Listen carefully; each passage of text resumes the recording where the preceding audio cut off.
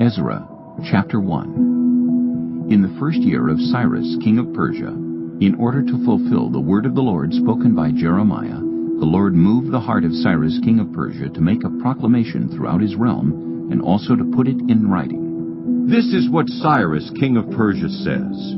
The Lord, the God of heaven, has given me all the kingdoms of the earth, and he has appointed me to build a temple for him at Jerusalem in Judah. Any of his people among you may go up to Jerusalem in Judah and build the temple of the Lord, the God of Israel, the God who is in Jerusalem, and may their God be with them. And in any locality where survivors may now be living, the people are to provide them with silver and gold, with goods and livestock, and with free will offerings for the temple of God in Jerusalem. Then the family heads of Judah and Benjamin, and the priests and Levites, everyone whose heart God had moved, prepared to go up and build the house of the Lord in Jerusalem. All their neighbors assisted them with articles of silver and gold, with goods and livestock, and with valuable gifts, in addition to all the freewill offerings. Moreover, King Cyrus brought out the articles belonging to the temple of the Lord, which Nebuchadnezzar had carried away from Jerusalem, and had placed in the temple of his God. Cyrus, king of Persia, had them brought by Mithredath the treasurer, who counted them out to Sheshbazzar, the prince of Judah. This was the inventory: gold dishes, 30; silver dishes, 1,000; silver pans, 29; gold bowls, 30; matching silver bowls, 410; other articles, 1,000. In all there were 5,400 articles of gold and of silver. Sheshbazzar brought all these along with the exiles when they came up from Babylon to Jerusalem. Chapter 2. Now these are the people of the province who came up from the captivity of the exiles, whom Nebuchadnezzar, king of Babylon, had taken captive to Babylon. They returned to Jerusalem and Judah, each to their own town, in company with Zerubbabel, Joshua, Nehemiah, Seraiah, Reelaiah, Mordecai, Bilshan, Mispar, Bigvai, Rehum, and Baanah. The list of the men of the people of Israel: the descendants of Parosh, 2,172; of Shephatiah, 372; of Erah, 775; of Pahath-Moab, through the line of Jeshua and Joab, 2,812; of Elam, 1,254; of Zattu, 945; of Zakkai, 760; of Bani, 642; of Bebai, 623; of Azgad, 1,222; of Adonikam, 666; of Bigvai, 2,056; of Adin, 454; of Ater, through Hezekiah, 98; of Bezai, 323; of Jorah, 112; of Hashem, 223; of Gibbar, 95; the men of Bethlehem, 123; of Netopha, 56; of Anathoth, 128; of Asmaveth, 42; of Kiriath-Jearim, Kephirah, and Beeroth, 743; of Ramah and Geba, 621; of Michmash, 122; of Bethel and Ai, 223; of Nebo, 52; of Magbish, 156; of the other Elam, 1,254; of Harim, 320; of Lod, Hadid, and Ono, 725; of Jericho, 345; of Sineah, 3,630. The priests, the descendants of Judea, through the family of Jeshua, 973; of Immer, 1,052; of Pashur, 1,247; of Harim, 1,017. The Levites, the descendants of Jeshua and Kadmiel, of the line of Hodaviah, 74. The musicians, the descendants of Asaph, 128. The gatekeepers of the temple, the descendants of Shallum, Ater, Talmon, Akab, Hatita, and Shobai, 139. The temple servants, the descendants of Ziha, Hasupha, Tabaoth, Keros, Siaha, Padon, Lebaana, Hagabah, Akab, Hagab, Shalmai, Hanan, Giddel, Gehar, Reaiah, Rezin, Nekoda, Gazam, Uzzah, Paseah, Besai, Asna, Meunim, Nephusim, Bakbuk, Hakupha, Harhur, Bazluth, Mahida, Harsha, Barkos, Sisera, Tema, Neziah, and Hatipha. The descendants of the servants of Solomon, the descendants of Sotai, Hasophereth, Peruda, Jaela, Darkon, Giddel, Shephatiah, Hattil, Pokereth-Hazabaim, and Amai. The temple servants and the descendants of the servants of Solomon, 392. The following came up from the towns of Tel-Melah, Tel-Harsha, Kerub, Adon, and Immer, but they could not show that their families were descended from Israel. The descendants of Delaiah, Tobiah, and Nekoda, 652. And from among the priests, the descendants of Hobiah, Hakaz, and Barzillai, a man who had married a daughter of Barzillai, the Gileadite, and was called by that name. These searched for their family records, but they could not find them, and so were excluded from the priesthood as unclean. The governor ordered them not to eat any of the most sacred food until there was a priest ministering with the Urim and Thummim. The whole company numbered 42,360, besides their 7,337 male and female slaves.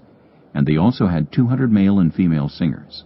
They had 736 horses, 245 mules, 435 camels, and 6,720 donkeys. When they arrived at the house of the Lord in Jerusalem, some of the heads of the families gave freewill offerings toward the rebuilding of the house of God on its site. According to their ability, they gave to the treasury for this work 61,000 derricks of gold, 5,000 minas of silver, and 100 priestly garments. The priests, the Levites, the musicians, the gatekeepers, and the temple servants settled in their own towns, along with some of the other people, and the rest of the Israelites settled in their towns. Chapter 3. When the 7th month came, and the Israelites had settled in their towns, the people assembled together as one in Jerusalem. Then Joshua, son of Jozadak, and his fellow priests, and Zerubbabel, son of Shealtiel, and his associates, began to build the altar of the God of Israel to sacrifice burnt offerings on it, in accordance with what is written in the law of Moses, the man of God. Despite their fear of the peoples around them, they built the altar on its foundation, and sacrificed burnt offerings on it to the Lord, both the morning and evening sacrifices. Then, in accordance with what is written, they celebrated the Festival of Tabernacles with a required number of burnt offerings prescribed for each day. After that, they presented the regular burnt offerings, the new moon sacrifices, and the sacrifices for all the appointed sacred festivals of the Lord, as well as those brought as freewill offerings to the Lord. On the first day of the 7th month, they began to offer burnt offerings to the Lord, though the foundation of the Lord's temple had not yet been laid. Then they gave money to the masons and carpenters, and gave food and drink and olive oil to the people of Sidon and Tyre, so that they would bring cedar logs by sea from Lebanon to Joppa, as authorized by Cyrus, king of Persia. In the 2nd month of the 2nd year after their arrival at the house of God in Jerusalem, Zerubbabel, son of Shealtiel, Joshua, son of Jozadak, and the rest of the people, the priests and the Levites, and all who had returned from the captivity to Jerusalem, began the work. They appointed Levites, 20 years old and older, to supervise the building of the house of the Lord. Joshua and his sons and brothers, and Kadmiel and his sons, descendants of Hodaviah, and the sons of Henadad and their sons and brothers, all Levites, joined together in supervising those working on the house of God. When the builders laid the foundation of the temple of the Lord, the priests in their vestments and with trumpets, and the Levites, the sons of Asaph, with cymbals, took their places to praise the Lord, as prescribed by David, king of Israel. With praise and thanksgiving they sang to the Lord, "He is good. His love toward Israel endures forever." And all the people gave a great shout of praise to the Lord, because the foundation of the house of the Lord was laid. But many of the older priests and Levites and family heads, who had seen the former temple, wept aloud when they saw the foundation of this temple being laid, while many others shouted for joy. No one could distinguish the sound of the shouts of joy from the sound of weeping, because the people made so much noise, and the sound was heard far away. Chapter 4. When the enemies of Judah and Benjamin heard that the exiles were building a temple for the Lord, the God of Israel, they came to Zerubbabel and to the heads of the families and said, "Let us help you build, because like you we seek your God and have been sacrificing to him since the time of Esarhaddon, king of Assyria, who brought us here." But Zerubbabel, Joshua, and the rest of the heads of the families of Israel answered, "You have no part with us in building a temple to our God. We alone will build it for the Lord, the God of Israel, as King Cyrus, the king of Persia, commanded us." Then the peoples around them set out to discourage the people of Judah and make them afraid to go on building. They bribed officials to work against them and frustrate their plans during the entire reign of Cyrus, king of Persia, and down to the reign of Darius, king of Persia. At the beginning of the reign of Xerxes, they lodged an accusation against the people of Judah and Jerusalem. And in the days of Artaxerxes, king of Persia, Bishlam, Mithridath, Tabeel, and the rest of his associates wrote a letter to Artaxerxes. The letter was written in Aramaic script and in the Aramaic language. Rehum, the commanding officer, and Shimshai the secretary wrote a letter against Jerusalem to Artaxerxes the king as follows. Rehum, the commanding officer, and Shimshai the secretary, together with the rest of their associates, the judges, officials, and administrators over the people from Persia, Uruk, and Babylon, the Elamites of Susa, and the other people whom the great and honorable Ashurbanipal deported and settled in the city of Samaria and elsewhere in Trans-Euphrates. This is a copy of the letter they sent him. To King Artaxerxes, from your servants in Trans-Euphrates. The king should know that the people who came up to us from you have gone to Jerusalem and are rebuilding that rebellious and wicked city. They are restoring the walls and repairing the foundations. Furthermore, the king should know that if this city is built and its walls are restored, no more taxes, tribute, or duty will be paid, and eventually the royal revenues will suffer. Now since we are under obligation to the palace, and it is not proper for us to see the king dishonored, we are sending this message to inform the king, so that a search may be made in the archives of your predecessors. In these records, you will find that this city is a rebellious city, troublesome to kings and provinces, a place with a long history of sedition. That is why this city was destroyed. We inform the king that if this city is built and its walls are restored, you will be left with nothing in Trans-Euphrates. The king sent this reply. To Rehum, the commanding officer, Shimshai, the secretary, and the rest of their associates, living in Samaria and elsewhere in Trans-Euphrates, greetings. The letter you sent us has been read and translated in my presence. I issued an order, and a search was made, and it was found that this city has a long history of revolt against kings, and has been a place of rebellion and sedition. Jerusalem has had powerful kings ruling over the whole of Trans-Euphrates, and taxes, tribute, and duty were paid to them. Now issue an order to these men to stop work, so that this city will not be rebuilt until I so order. Be careful not to neglect this matter. Why let this threat grow to the detriment of the royal interests? As soon as the copy of the letter of King Artaxerxes was read to Rehum and Shimshai the secretary and their associates, they went immediately to the Jews in Jerusalem and compelled them by force to stop. Thus the work on the house of God in Jerusalem came to a standstill until the 2nd year of the reign of Darius, king of Persia. Chapter 5. Now Haggai the prophet and Zechariah the prophet, a descendant of Iddo, prophesied to the Jews in Judah and Jerusalem in the name of the God of Israel who was over them. Then Zerubbabel, son of Shealtiel, and Joshua, son of Jozadak, set to work to rebuild the house of God in Jerusalem. And the prophets of God were with them, supporting them. At that time, Tattenai, governor of Trans-Euphrates, and Shether-Bozenai and their associates went to them and asked, Who authorized you to rebuild this temple and to finish it? They also asked, What are the names of those who are constructing this building? But the eye of their God was watching over the elders of the Jews, and they were not stopped until a report could go to Darius and his written reply be received. This is a copy of the letter that Tattenai, governor of Trans-Euphrates, and Shethar-bozenai and their associates, the officials of Trans-Euphrates, sent to King Darius. The report they sent him read as follows. To King Darius, cordial greetings. The king should know that we went to the district of Judah, to the temple of the great God. The people are building it with large stones and placing the timbers in the walls. The work is being carried on with diligence and is making rapid progress under their direction. We questioned the elders and asked them, who authorized you to rebuild this temple and to finish it? We also asked them their names, so that we could write down the names of their leaders for your information. This is the answer they gave us. We are the servants of the God of heaven and earth, and we are rebuilding the temple that was built many years ago, one that a great king of Israel built and finished.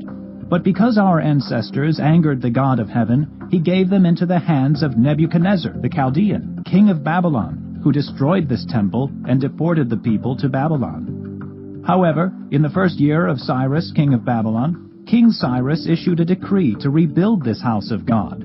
He even removed from the temple of Babylon the gold and silver articles of the house of God, which Nebuchadnezzar had taken from the temple in Jerusalem and brought to the temple in Babylon. Then King Cyrus gave them to a man named Sheshbazzar, whom he had appointed governor, and he told him, "Take these articles and go and deposit them in the temple in Jerusalem, and rebuild the house of God on its site."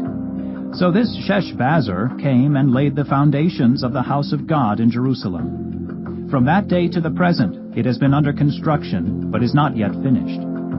Now if it pleases the king, let a search be made in the royal archives of Babylon, to see if King Cyrus did in fact issue a decree to rebuild this house of God in Jerusalem. Then let the king send us his decision in this matter.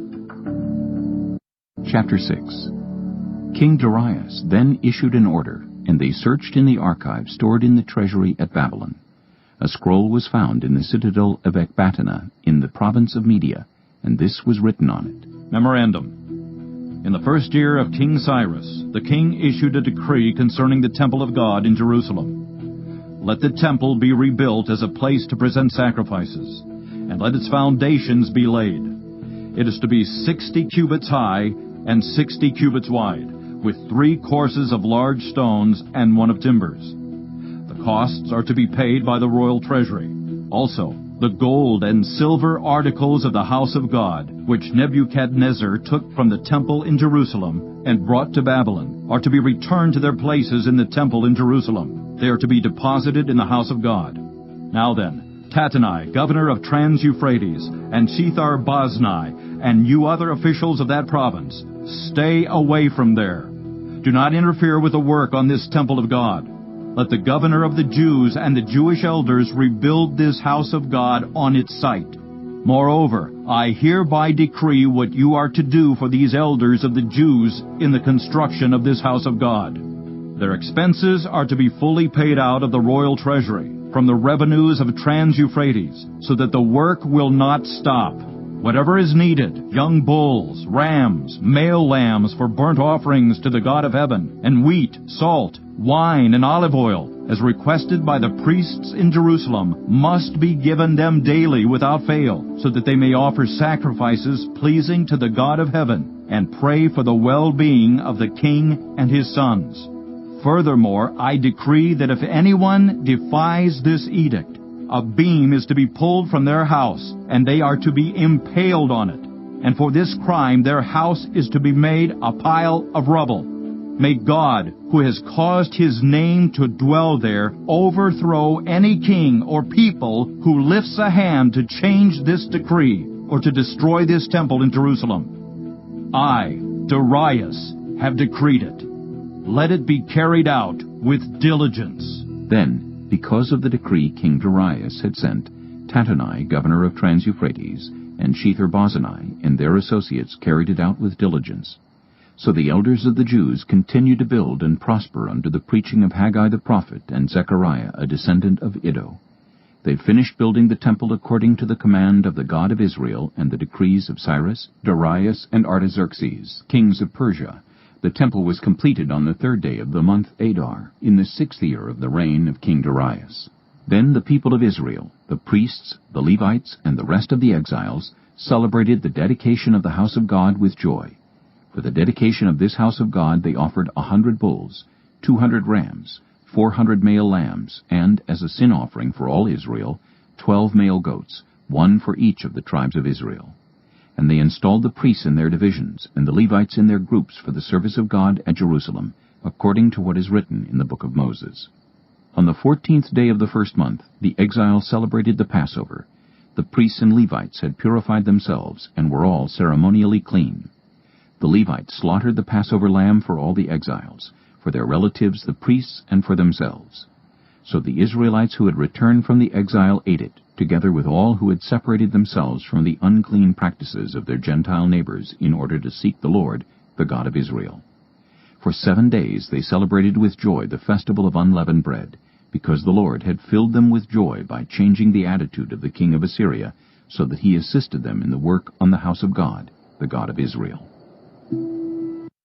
Chapter 7. After these things, during the reign of Artaxerxes, king of Persia, Ezra, son of Seraiah, the son of Azariah, the son of Hilkiah, the son of Shallum, the son of Zadok, the son of Ahitub, the son of Amariah, the son of Azariah, the son of Meraioth, the son of Zerahiah, the son of Uzzi, the son of Bukki, the son of Abishua, the son of Phinehas, the son of Eleazar, the son of Aaron the chief priest.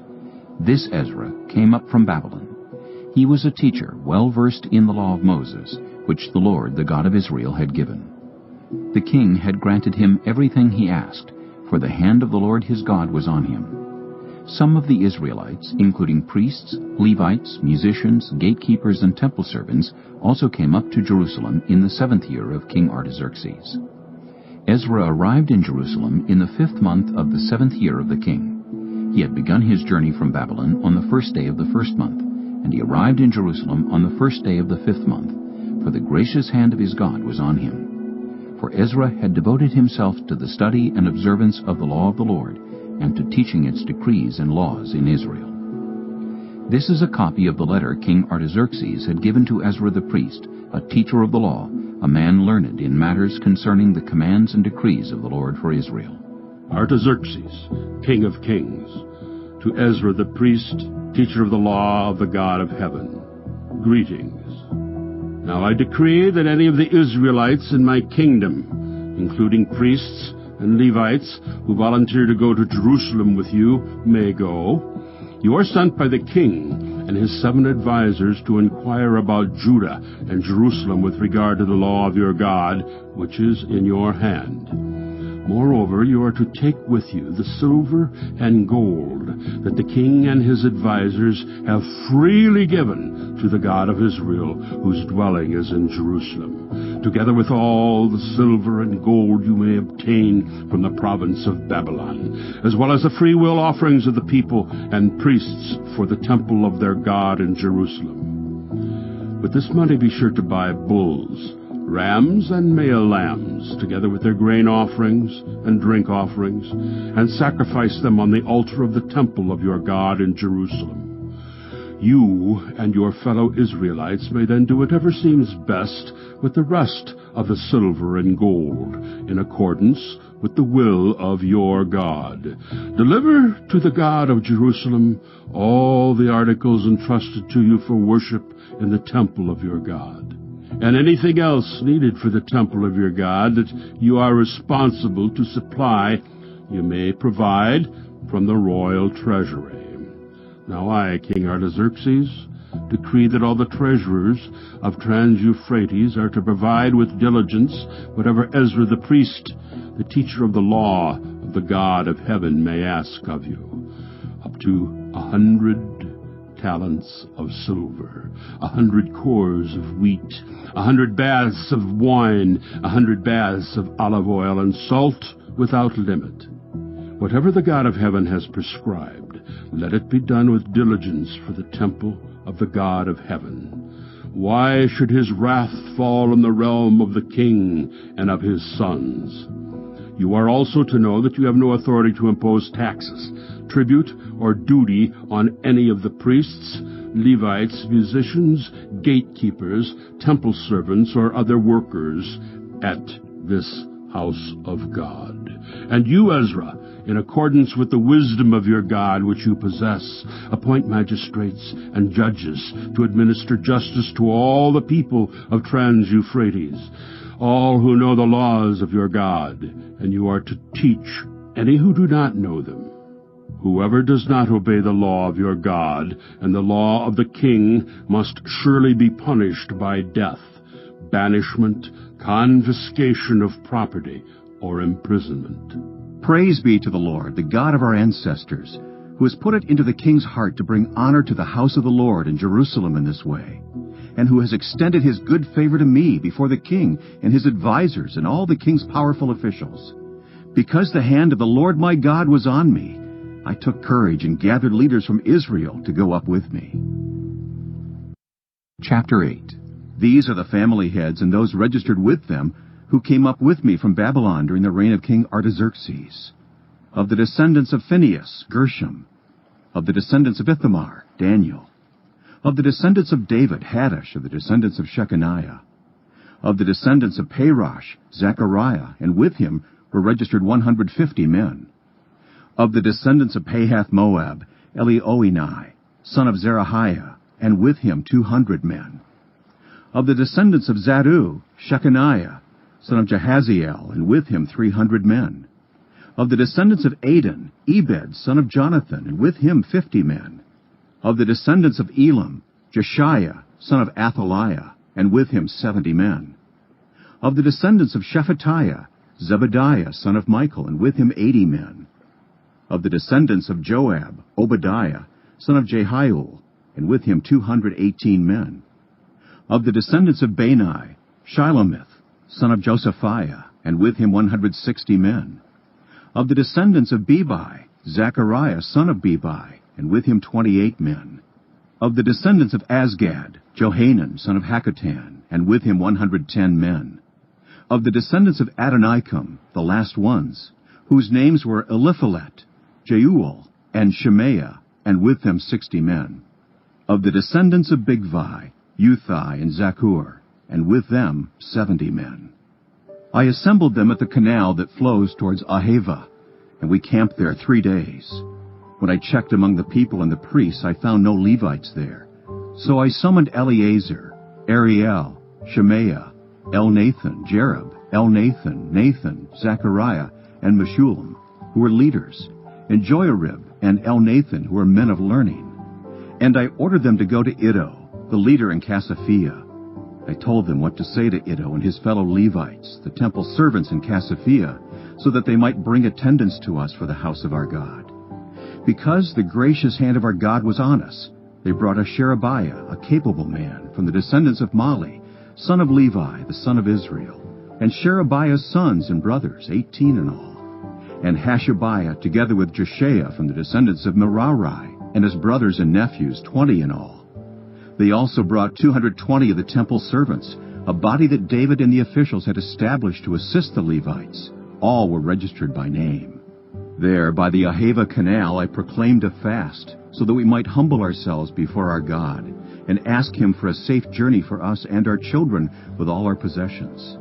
I was ashamed to ask the king for soldiers and horsemen to protect us from enemies on the road, because we had told the king, the gracious hand of our God is on everyone who looks to him, but his great anger is against all who forsake him. So we fasted and petitioned our God about this, and he answered our prayer. Then I set apart 12 of the leading priests, namely Sherebiah, Hashabiah, and 10 of their brothers. And I weighed out to them the offering of silver and gold and the articles that the king, his advisers, his officials, and all Israel present there had donated for the house of our God. I weighed out to them 650 talents of silver, silver articles weighing 100 talents, 100 talents of gold, 20 bowls of gold valued at 1,000 derricks, and 2 fine articles of polished bronze as precious as gold. I said to them, you, as well as these articles, are consecrated to the Lord. Silver and gold are a freewill offering to the Lord, the God of your ancestors. Guard them carefully until you weigh them out in the chambers of the house of the Lord in Jerusalem before the leading priests and the Levites and the family heads of Israel. Then the priests and Levites received the silver and gold and sacred articles that had been weighed out to be taken to the house of our God in Jerusalem. On the 12th day of the first month, we set out from the Ahava Canal to go to Jerusalem. The hand of our God was on us, and he protected us from enemies and bandits along the way. So we arrived in Jerusalem, where we rested 3 days. On the 4th day, in the house of our God, we weighed out the silver and gold, the sacred articles, into the hands of Meremoth, son of Uriah the priest. Eleazar, son of Phinehas, was with him, and so were the Levites, Jozabad, son of Jeshua, and Noadiah, son of Binnui. Everything was accounted for by number and weight, and the entire weight was recorded at that time. Then the exiles who had returned from captivity sacrificed burnt offerings to the God of Israel, 12 bulls for all Israel, 96 rams, 77 male lambs, and as a sin offering, 12 male goats. All this was a burnt offering to the Lord. They also delivered the king's orders to the royal satraps and to the governors of Trans-Euphrates, who then gave assistance to the people and to the house of God. Chapter 9. After these things had been done, the leaders came to me and said, "The people of Israel, including the priests and the Levites, have not kept themselves separate from the neighboring peoples with their detestable practices, like those of the Canaanites, Hittites, Perizzites, Jebusites, Ammonites, Moabites, Egyptians, and Amorites. They have taken some of their daughters as wives for themselves and their sons, and have mingled the holy race with the peoples around them. And the leaders and officials have led the way in this unfaithfulness." When I heard this, I tore my tunic and cloak, pulled hair from my head and beard, and sat down appalled. Then everyone who trembled at the words of the God of Israel gathered around me because of this unfaithfulness of the exiles. And I sat there appalled until the evening sacrifice. Then, at the evening sacrifice, I rose from my self-abasement with my tunic and cloak torn, and fell on my knees with my hands spread out to the Lord my God, and prayed. "I am too ashamed and disgraced, my God, to lift up my face to you, because our sins are higher than our heads, and our guilt has reached to the heavens. From the days of our ancestors until now, our guilt has been great. Because of our sins, we and our kings and our priests have been subjected to the sword and captivity, to pillage and humiliation at the hand of foreign kings, as it is today. But now, for a brief moment, the Lord our God has been gracious in leaving us a remnant and giving us a firm place in his sanctuary. And so our God gives light to our eyes and a little relief in our bondage. Though we are slaves, our God has not forsaken us in our bondage. He has shown us kindness in the sight of the kings of Persia. He has granted us new life to rebuild the house of our God and repair its ruins, and he has given us a wall of protection in Judah and Jerusalem. But now, our God, what can we say after this? For we have forsaken the commands you gave through your servants, the prophets, when you said, 'The land you are entering to possess is a land polluted by the corruption of its peoples. By their detestable practices they have filled it with their impurity from one end to the other. Therefore, do not give your daughters in marriage to their sons, or take their daughters for your sons. Do not seek a treaty of friendship with them at any time, that you may be strong and eat the good things of the land, and leave it to your children as an everlasting inheritance. What has happened to us is a result of our evil deeds and our great guilt. And yet, our God, you have punished us less than our sins deserved, and have given us a remnant like this. Shall we then break your commands again and intermarry with the peoples who commit such detestable practices? Would you not be angry enough with us to destroy us, leaving us no remnant or survivor? Lord, the God of Israel, you are righteous. We are left this day as a remnant. Here we are before you in our guilt, though because of it, not one of us can stand in your presence." Chapter 10. While Ezra was praying and confessing, weeping and throwing himself down before the house of God, a large crowd of Israelites, men, women, and children, gathered around him. They too wept bitterly. Then Shechaniah, son of Jehiel, one of the descendants of Elam, said to Ezra, "We have been unfaithful to our God by marrying foreign women from the peoples around us. But in spite of this, there is still hope for Israel. Now, Let us make a covenant before our God to send away all these women and their children, in accordance with the counsel of my Lord and of those who fear the commands of our God. Let it be done according to the law. Rise up. This matter is in your hands. We will support you. So take courage and do it." So Ezra rose up and put the leading priests and Levites and all Israel under oath to do what had been suggested, and they took the oath. Then Ezra withdrew from before the house of God and went to the room of Jehohanan, son of Eliashib. While he was there, he ate no food and drank no water, because he continued to mourn over the unfaithfulness of the exiles. A proclamation was then issued throughout Judah and Jerusalem for all the exiles to assemble in Jerusalem. Anyone who failed to appear within 3 days would forfeit all his property, in accordance with the decision of the officials and elders, and would himself be expelled from the assembly of the exiles. Within the 3 days, all the men of Judah and Benjamin had gathered in Jerusalem, and on the 20th day of the 9th month, all the people were sitting in the square before the house of God, greatly distressed by the occasion and because of the rain. Then Ezra the priest stood up and said to them, "You have been unfaithful. You have married foreign women, adding to Israel's guilt. Now honor the Lord, the God of your ancestors, and do his will. Separate yourselves from the peoples around you and from your foreign wives." The whole assembly responded with a loud voice, "You are right. We must do as you say. But there are many people here, and it is the rainy season, so we cannot stand outside. Besides, this matter cannot be taken care of in a day or two, because we have sinned greatly in this thing. Let our officials act for the whole assembly. Then let everyone in our towns who has married a foreign woman come at a set time, along with the elders and judges of each town, until the fierce anger of our God in this matter is turned away from us." Only Jonathan, son of Asahel, and Josiah, son of Tikvah, supported by Meshullam and Shabbathai the Levite, opposed this. So the exiles did as was proposed. Ezra the priest selected men who were family heads, one from each family division, and all of them designated by name. On the first day of the 10th month they sat down to investigate the cases, and by the first day of the first month they finished dealing with all the men who had married foreign women. Among the descendants of the priests, the following had married foreign women. From the descendants of Joshua, son of Jozadak, and his brothers, Maaseiah, Eleazar, Jerub, and Gedaliah.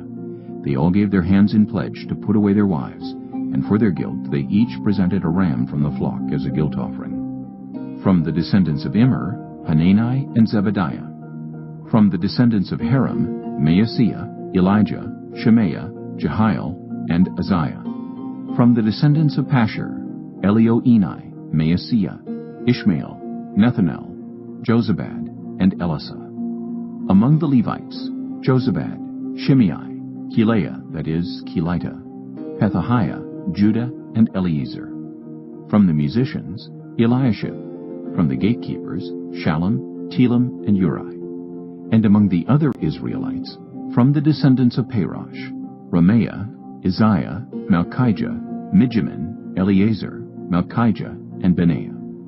From the descendants of Elam, Mattaniah, Zechariah, Jehiel, Abdi, Jeremoth, and Elijah. From the descendants of Zattu, Elioenai, Eliashib, Mattaniah, Jeremoth, Zabad, and Aziza. From the descendants of Bebai, Jehohanan, Hananiah, Zabbai, and Athli. From the descendants of Bani, Meshullam, Malach, Adaiah, Jashub, Sheol, and Jeremoth. From the descendants of Pahath-Moab, Adnah, Kelal, Benaiah, Maaseiah, Mattaniah, Bezalel, Binnui, and Manasseh. From the descendants of Haram, Eliezer, Ishijah, Malchijah, Shemaiah, Shimeon, Benjamin, Malach, and Shemariah. From the descendants of Hashem, Mattani, Mattata, Zabad, Eliphalet, Jeremiah, Manasseh, and Shimei. From the descendants of Bani, Maadai, Amram, Uel, Benaiah, Bediah, Keluhi, Benaiah, Meremoth, Eliashib, Mattaniah, Mattani, and Jeasu. From the descendants of Binnui, Shimei, Shelemiah, Nathan, Adaiah, Machnadabai, Sheshai, Sherai, Azarel, Shelemiah, Shemariah, Shallum, Amariah, and Joseph. From the descendants of Nebo, Jeiel, Mattithiah, Zabad, Zabina, Jaddai, Joel, and Benaiah. All these had married foreign women, and some of them had children by these wives.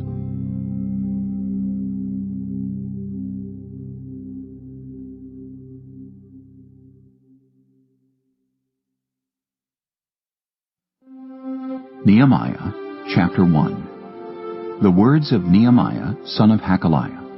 In the month of Kislev, in the 20th year, while I was in the citadel of Susa, Hanani, one of my brothers, came from Judah with some other men, and I questioned them about the Jewish remnant that had survived the exile, and also about Jerusalem. They said to me, "Those who survived the exile and are back in the province are in great trouble and disgrace.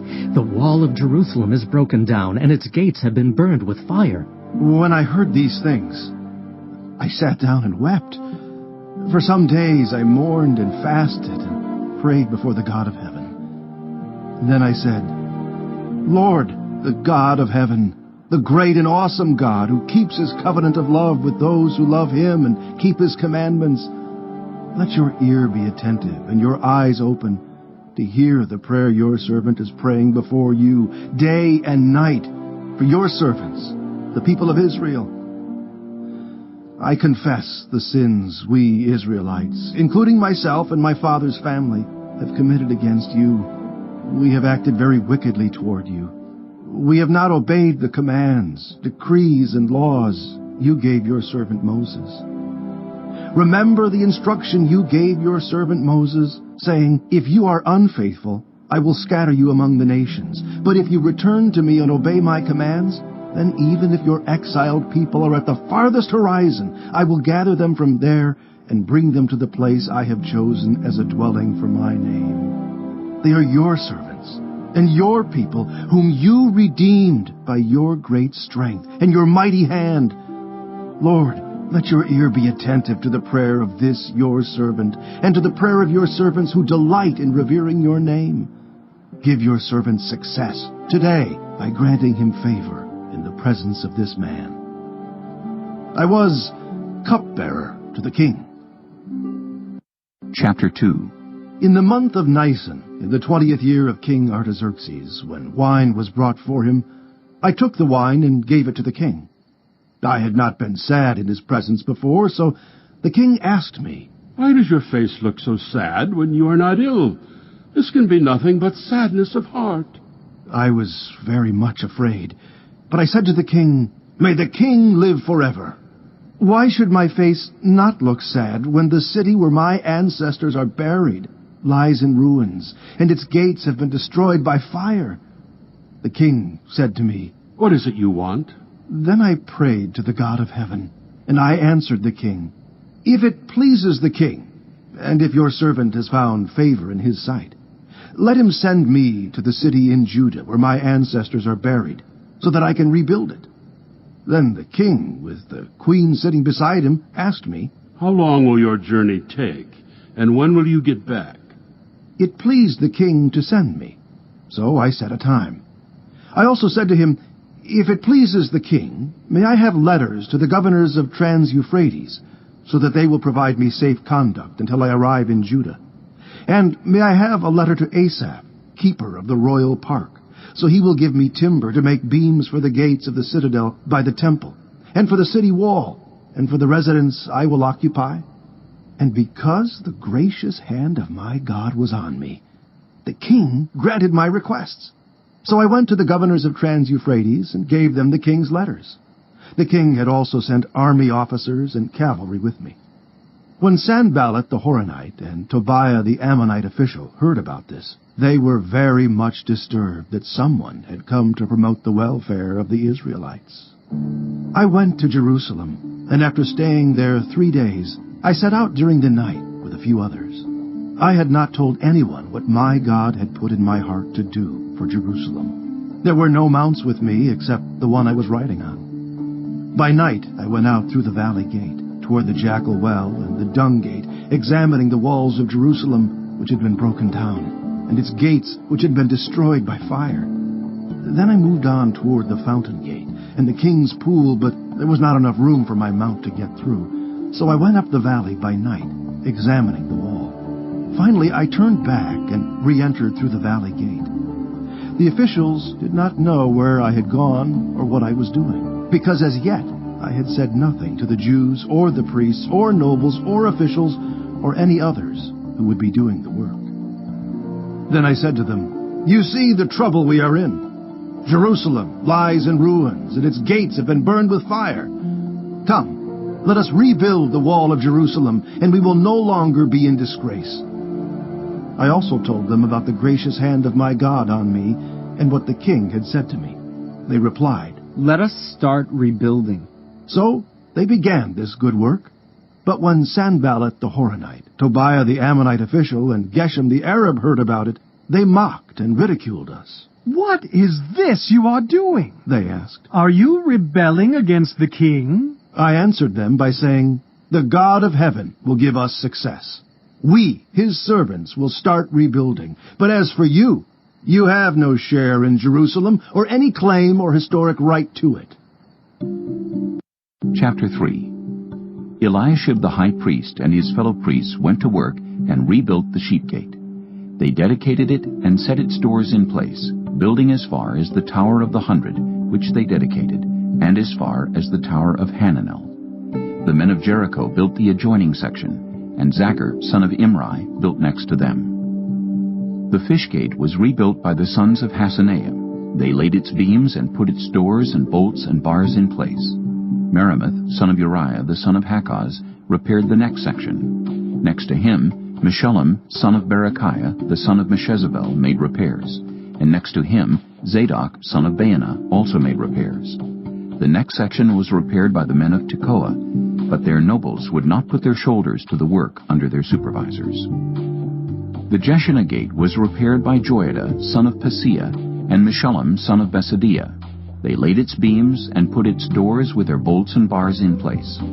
Next to them, repairs were made by men from Gibeon and Mizpah, Melatiah of Gibeon, and Jadon of Meronoth, places under the authority of the governor of Trans-Euphrates. Uzziel, son of Harhaiah, one of the goldsmiths, repaired the next section, and Hananiah, one of the perfume makers, made repairs next to that. They restored Jerusalem as far as the broad wall. Rephaiah, son of Hur, ruler of a half-district of Jerusalem, repaired the next section. Adjoining this, Jedaiah, son of Harumaph, made repairs opposite his house, and Hattush, son of Hashabniah, made repairs next to him. Malchijah, son of Haram, and Hashab, son of Pahath-Moab, repaired another section and the Tower of the Ovens. Shallum, son of Halohesh, ruler of a half-district of Jerusalem, repaired the next section with the help of his daughters. The valley gate was repaired by Hanan and the residents of Zanoah. They rebuilt it and put its doors with their bolts and bars in place. They also repaired 1,000 cubits of the wall as far as the dung gate. The dung gate was repaired by Malchijah, son of Rechab, ruler of the district of Beth-Hakerem. He rebuilt it and put its doors with their bolts and bars in place. The fountain gate was repaired by Shallum, son of Kol-Hozeh, ruler of the district of Mizpah. He rebuilt it, roofing it over, and putting its doors and bolts and bars in place.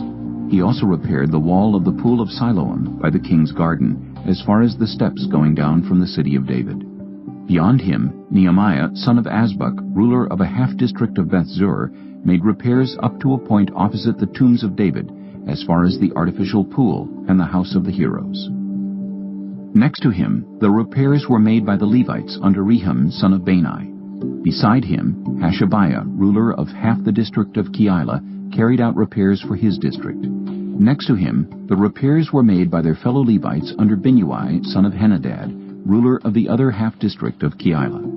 Next to him, Ezer, son of Jeshua, ruler of Mizpah, repaired another section from a point facing the ascent to the armory as far as the angle of the wall.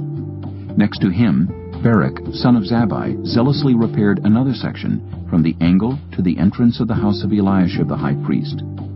Next to him, Meremoth, son of Uriah, the son of Hakkoz, repaired another section from the entrance of Eliashib's house to the end of it. The repairs next to him were made by the priests from the surrounding region. Beyond them, Benjamin and Hashab made repairs in front of their house, and next to them Azariah, son of Maaseiah, the son of Ananiah, made repairs beside his house.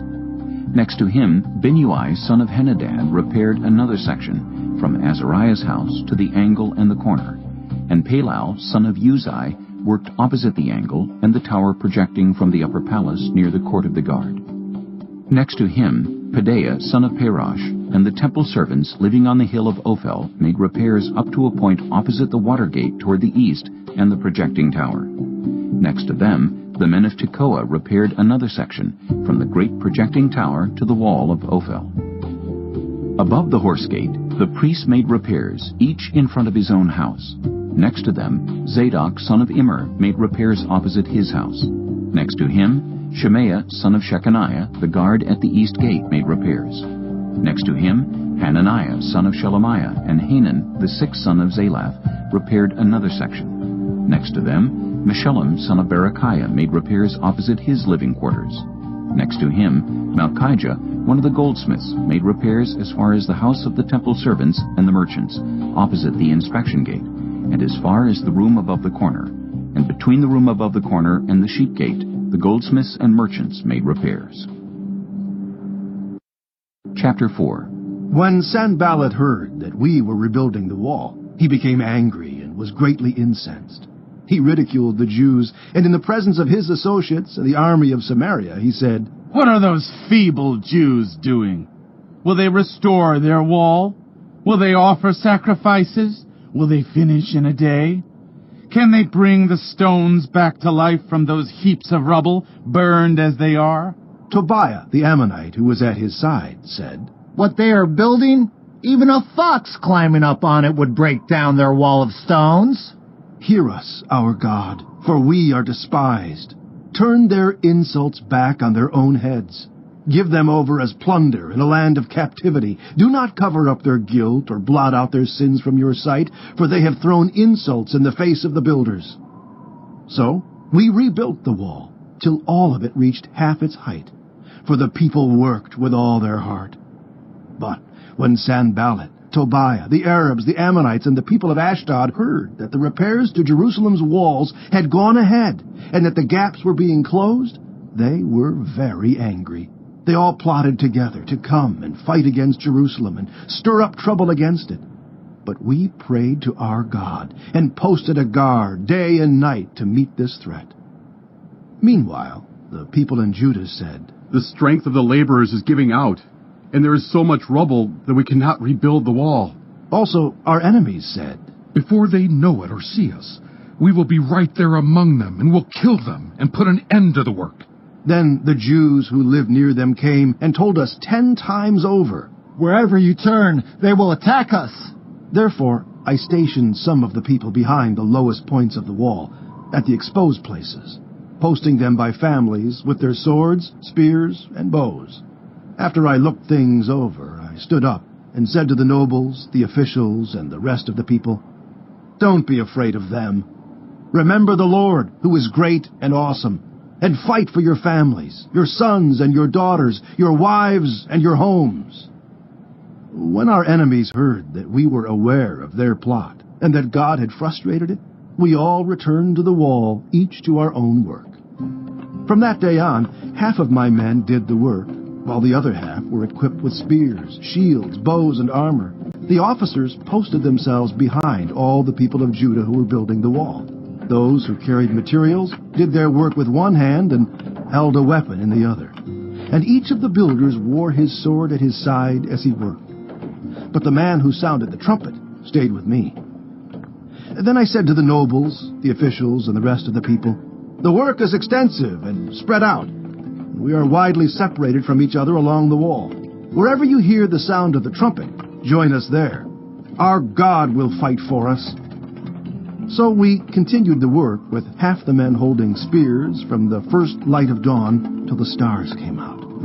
At that time I also said to the people, "Have every man and his helper stay inside Jerusalem at night, so they can serve us as guards by night and as workers by day." Neither I, nor my brothers, nor my men, nor the guards with me took off our clothes. Each had his weapon, even when he went for water. Chapter 5. Now the men and their wives raised a great outcry against their fellow Jews. Some were saying, "We and our sons and daughters are numerous. In order for us to eat and stay alive, we must get grain." Others were saying, "We are mortgaging our fields, our vineyards, and our homes to get grain during the famine." Still others were saying, "We have had to borrow money to pay the king's tax on our fields and vineyards. Although we are of the same flesh and blood as our fellow Jews, and though our children are as good as theirs, yet we have to subject our sons and daughters to slavery. Some of our daughters have already been enslaved, but we are powerless because our fields and our vineyards belong to others." When I heard their outcry and these charges, I was very angry. I pondered them in my mind and then accused the nobles and officials. I told them, "You are charging your own people interest." So I called together a large meeting to deal with them and said, "As far as possible, we have bought back our fellow Jews who were sold to the Gentiles. Now you are selling your own people only for them to be sold back to us." They kept quiet because they could find nothing to say. So I continued, "What you are doing is not right. Shouldn't you walk in the fear of our God to avoid the reproach of our Gentile enemies? I and my brothers and my men are also lending the people money and grain, but let us stop charging interest. Give back to them immediately their fields, vineyards, olive groves, and houses, and also the interest you are charging them, 1% of the money, grain, new wine, and olive oil." "We will give it back," they said, "and we will not demand anything more from them. We will do as you say." Then I summoned the priests and made the nobles and officials take an oath to do what they had promised. I also shook out the folds of my robe and said, "In this way may God shake out of their house and possessions anyone who does not keep this promise. So may such a person be shaken out and emptied." At this, the whole assembly said, "Amen," and praised the Lord. And the people did as they had promised. Moreover, from the 20th year of King Artaxerxes, when I was appointed to be their governor in the land of Judah, until his 32nd year, 12 years, neither I nor my brothers ate the food allotted to the governor. But the earlier governors, those preceding me, placed a heavy burden on the people, and took 40 shekels of silver from them in addition to food and wine. Their assistants also lorded it over the people. But out of reverence for God, I did not act like that. Instead, I devoted myself to the work on this wall. All my men were assembled there for the work. We did not acquire any land. Furthermore, 150 Jews and officials ate at my table, as well as those who came to us from the surrounding nations. Each day 1 ox, 6 choice sheep, and some poultry were prepared for me, and every 10 days an abundant supply of wine of all kinds. In spite of all this, I never demanded the food allotted to the governor, because the demands were heavy on these people. Remember me with favor, my God, for all I have done for these people. Chapter 6. When word came to Sanballat, Tobiah, Geshem the Arab, and the rest of our enemies that I had rebuilt the wall, and not a gap was left in it, though up to that time I had not set the doors in the gates, Sanballat and Geshem sent me this message. "Come, let us meet together in one of the villages on the plain of Ono." But they were scheming to harm me. So I sent messengers to them with this reply: "I am carrying on a great project and cannot go down. Why should the work stop while I leave it and go down to you?" 4 times they sent me the same message, and each time I gave them the same answer. Then, the 5th time, Sanballat sent his aide to me with the same message, and in his hand was an unsealed letter, in which was written, "It is reported among the nations, and Geshem says it is true, that you and the Jews are plotting to revolt, and therefore you are building the wall. Moreover, according to these reports, you are about to become their king, and have even appointed prophets to make this proclamation about you in Jerusalem: there is a king in Judah. Now this report will get back to the king, so come, let us meet together." I sent him this reply: "Nothing like what you are saying is happening. You are just making it up out of your head." They were all trying to frighten us, thinking, "Their hands will get too weak for the work, and it will not be completed. But I prayed, "Now strengthen my hands." One day I went to the house of Shemaiah, son of Delaiah, the son of Mehetabel, who was shut in at his home. He said, "Let us meet in the house of God inside the temple, and let us close the temple doors, because men are coming to kill you. By night they are coming to kill you." But I said, "Should a man like me run away? Or should someone like me go into the temple to save his life? I will not go." I realized that God had not sent him, but that he had prophesied against me because Tobiah and Sanballat had hired him. He had been hired to intimidate me so that I would commit a sin by doing this, and that they would give me a bad name to discredit me.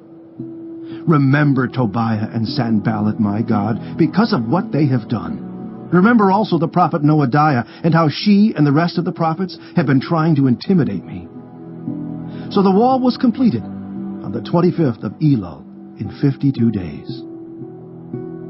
When all our enemies heard about this, all the surrounding nations were afraid and lost their self-confidence because they realized that this work had been done with the help of our God. Also, in those days, the nobles of Judah were sending many letters to Tobiah, and replies from Tobiah kept coming to them.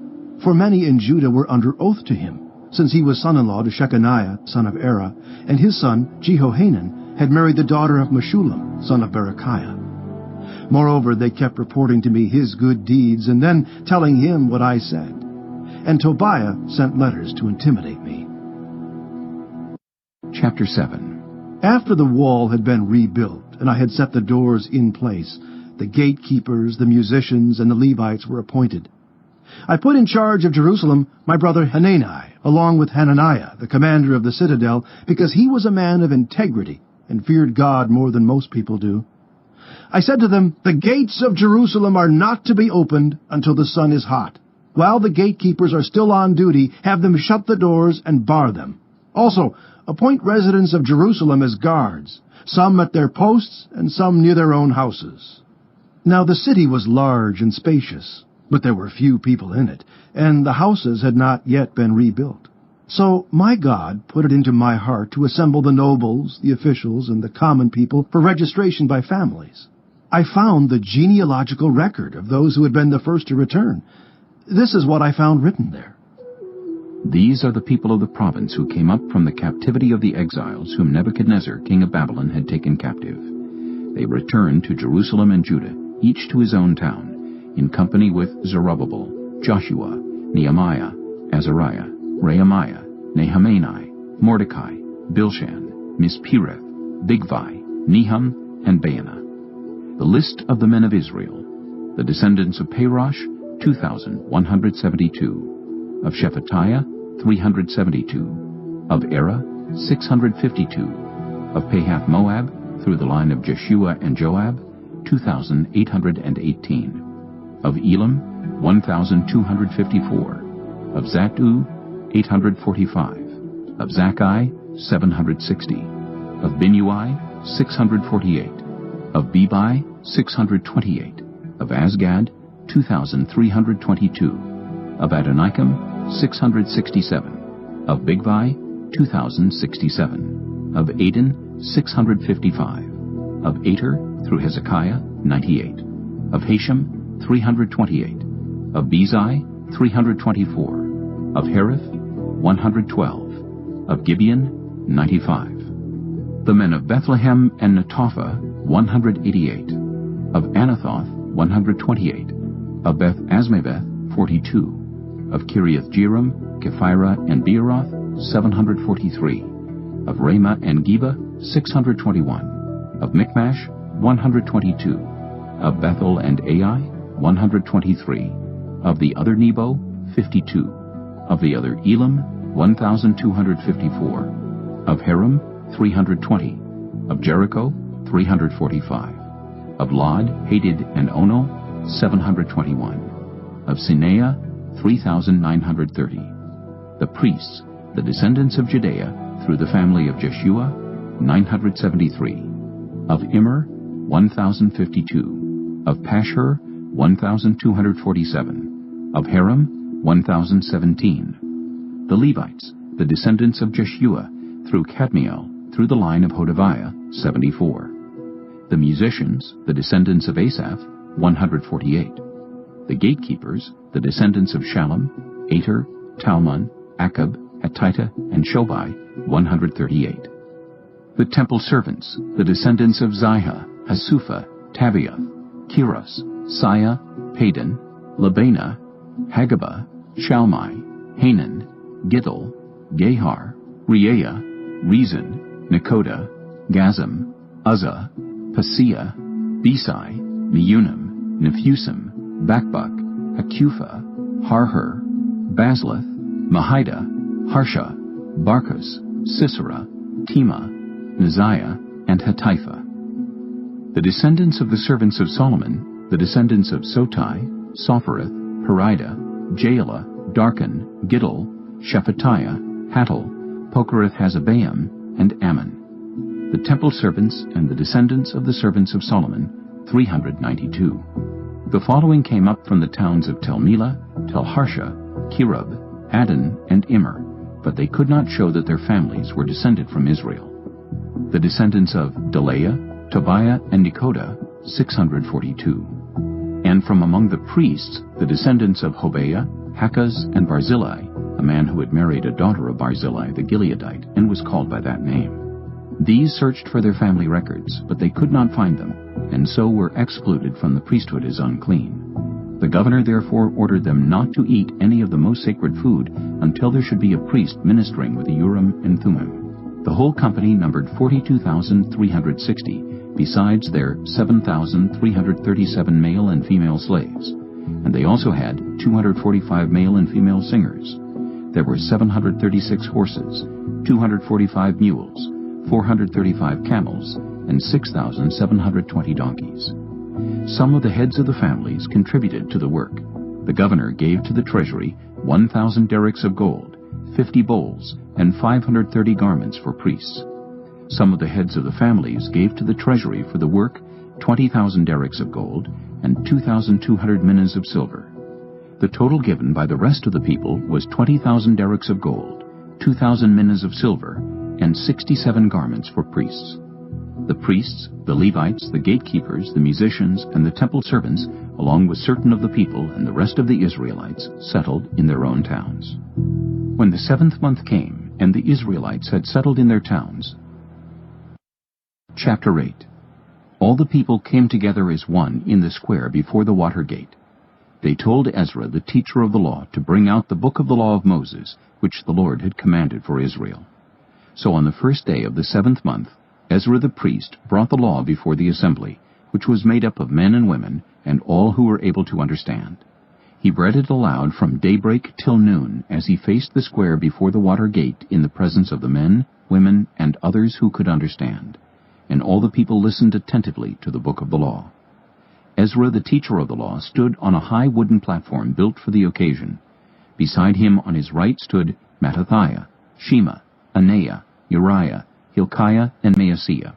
And on his left were Pedaiah, Mishael, Malchijah, Hashem, Hashbaddanah, Zechariah, and Meshullam. Ezra opened the book. All the people could see him because he was standing above them, and as he opened it, the people all stood up. Ezra praised the Lord, the great God, and all the people lifted their hands and responded, Amen! Amen! Then they bowed down and worshipped the Lord with their faces to the ground.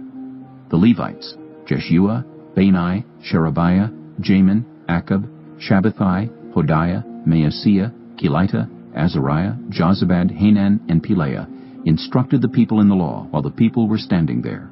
They read from the book of the law of God, making it clear and giving the meaning so that the people understood what was being read. Then Nehemiah the governor, Ezra the priest and teacher of the law, and the Levites who were instructing the people said to them all, This day is holy to the Lord your God. Do not mourn or weep. For all the people had been weeping as they listened to the words of the law. Nehemiah said, Go and enjoy choice food and sweet drinks, and send some to those who have nothing prepared. This day is holy to our Lord. Do not grieve, for the joy of the Lord is your strength.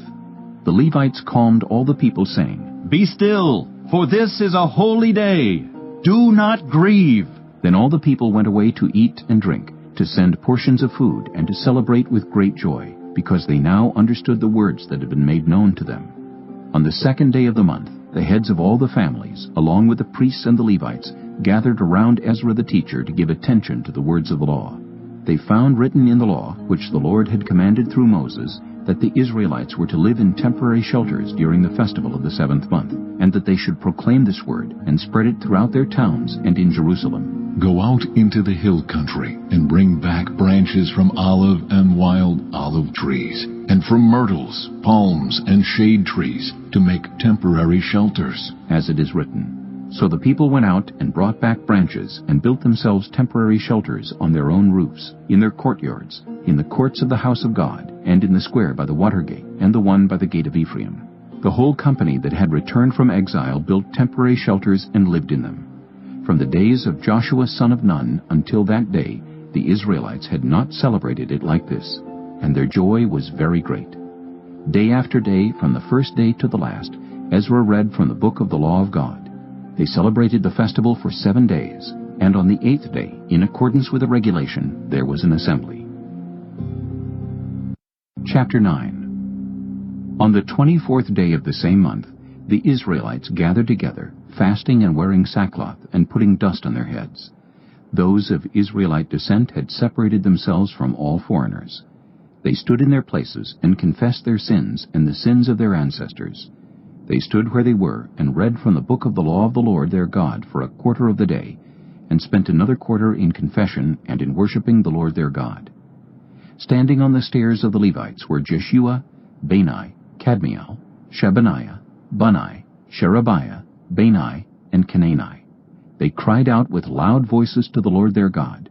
And the Levites, Jeshua, Kadmiel, Bani, Hashabniah, Sherebiah, Hodiah, Shebaniah, and Pethahiah said, Stand up and praise the Lord your God, who is from everlasting to everlasting. Blessed be your glorious name, and may it be exalted above all blessing and praise. You alone are the Lord. You made the heavens, even the highest heavens, and all their starry host, the earth and all that is on it, the seas and all that is in them. You give life to everything, and the multitudes of heaven worship you. You are the Lord God, who chose Abram, and brought him out of Ur of the Chaldeans, and named him Abraham. You found his heart faithful to you, and you made a covenant with him to give to his descendants the land of the Canaanites, Hittites, Amorites, Perizzites, Jebusites, and Girgashites. You have kept your promise, because you are righteous. You saw the suffering of our ancestors in Egypt. You heard their cry at the Red Sea. You sent signs and wonders against Pharaoh, against all his officials and all the people of his land, for you knew how arrogantly the Egyptians treated them. You made a name for yourself, which remains to this day. You divided the sea before them, so that they passed through it on dry ground. But you hurled their pursuers into the depths, like a stone into mighty waters. By day you led them with a pillar of cloud, and by night with a pillar of fire, to give them light on the way they were to take. You came down on Mount Sinai. You spoke to them from heaven. You gave them regulations and laws that are just and right, and decrees and commands that are good. You made known to them your holy Sabbath, and gave them commands, decrees, and laws through your servant Moses. In their hunger you gave them bread from heaven, and in their thirst you brought them water from the rock. You told them to go in and take possession of the land you had sworn with uplifted hand to give them. But they, our ancestors, became arrogant and stiff-necked, and they did not obey your commands.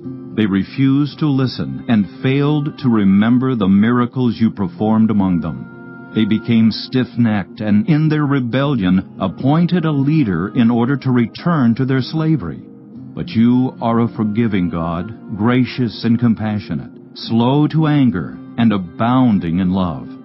Therefore you did not desert them, even when they cast for themselves an image of a calf and said, This is your God, who brought you up out of Egypt, or when they committed awful blasphemies. Because of your great compassion, you did not abandon them in the wilderness. By day the pillar of cloud did not fail to guide them on their path, nor the pillar of fire by night, to shine on the way they were to take. You gave your good Spirit to instruct them. You did not withhold your manna from their mouths, and you gave them water for their thirst. For 40 years you sustained them in the wilderness. They lacked nothing. Their clothes did not wear out, nor did their feet become swollen. You gave them kingdoms and nations, allotting to them even the remotest frontiers. They took over the country of Sihon, king of Heshbon, and the country of Og, king of Bashan. You made their children as numerous as the stars in the sky, and you brought them into the land that you told their parents to enter and possess. Their children went in and took possession of the land. You subdued before them the Canaanites who lived in the land. You gave the Canaanites into their hands, along with their kings and the peoples of the land, to deal with them as they pleased. They captured fortified cities and fertile land. They took possession of houses filled with all kinds of good things, wells already dug, vineyards, olive groves, and fruit trees in abundance. They ate to the full and were well nourished. They reveled in your great goodness. But they were disobedient and rebelled against you. They turned their backs on your law. They killed your prophets who had warned them in order to turn them back to you. They committed awful blasphemies. So you delivered them into the hands of their enemies, who oppressed them. But when they were oppressed, they cried out to you.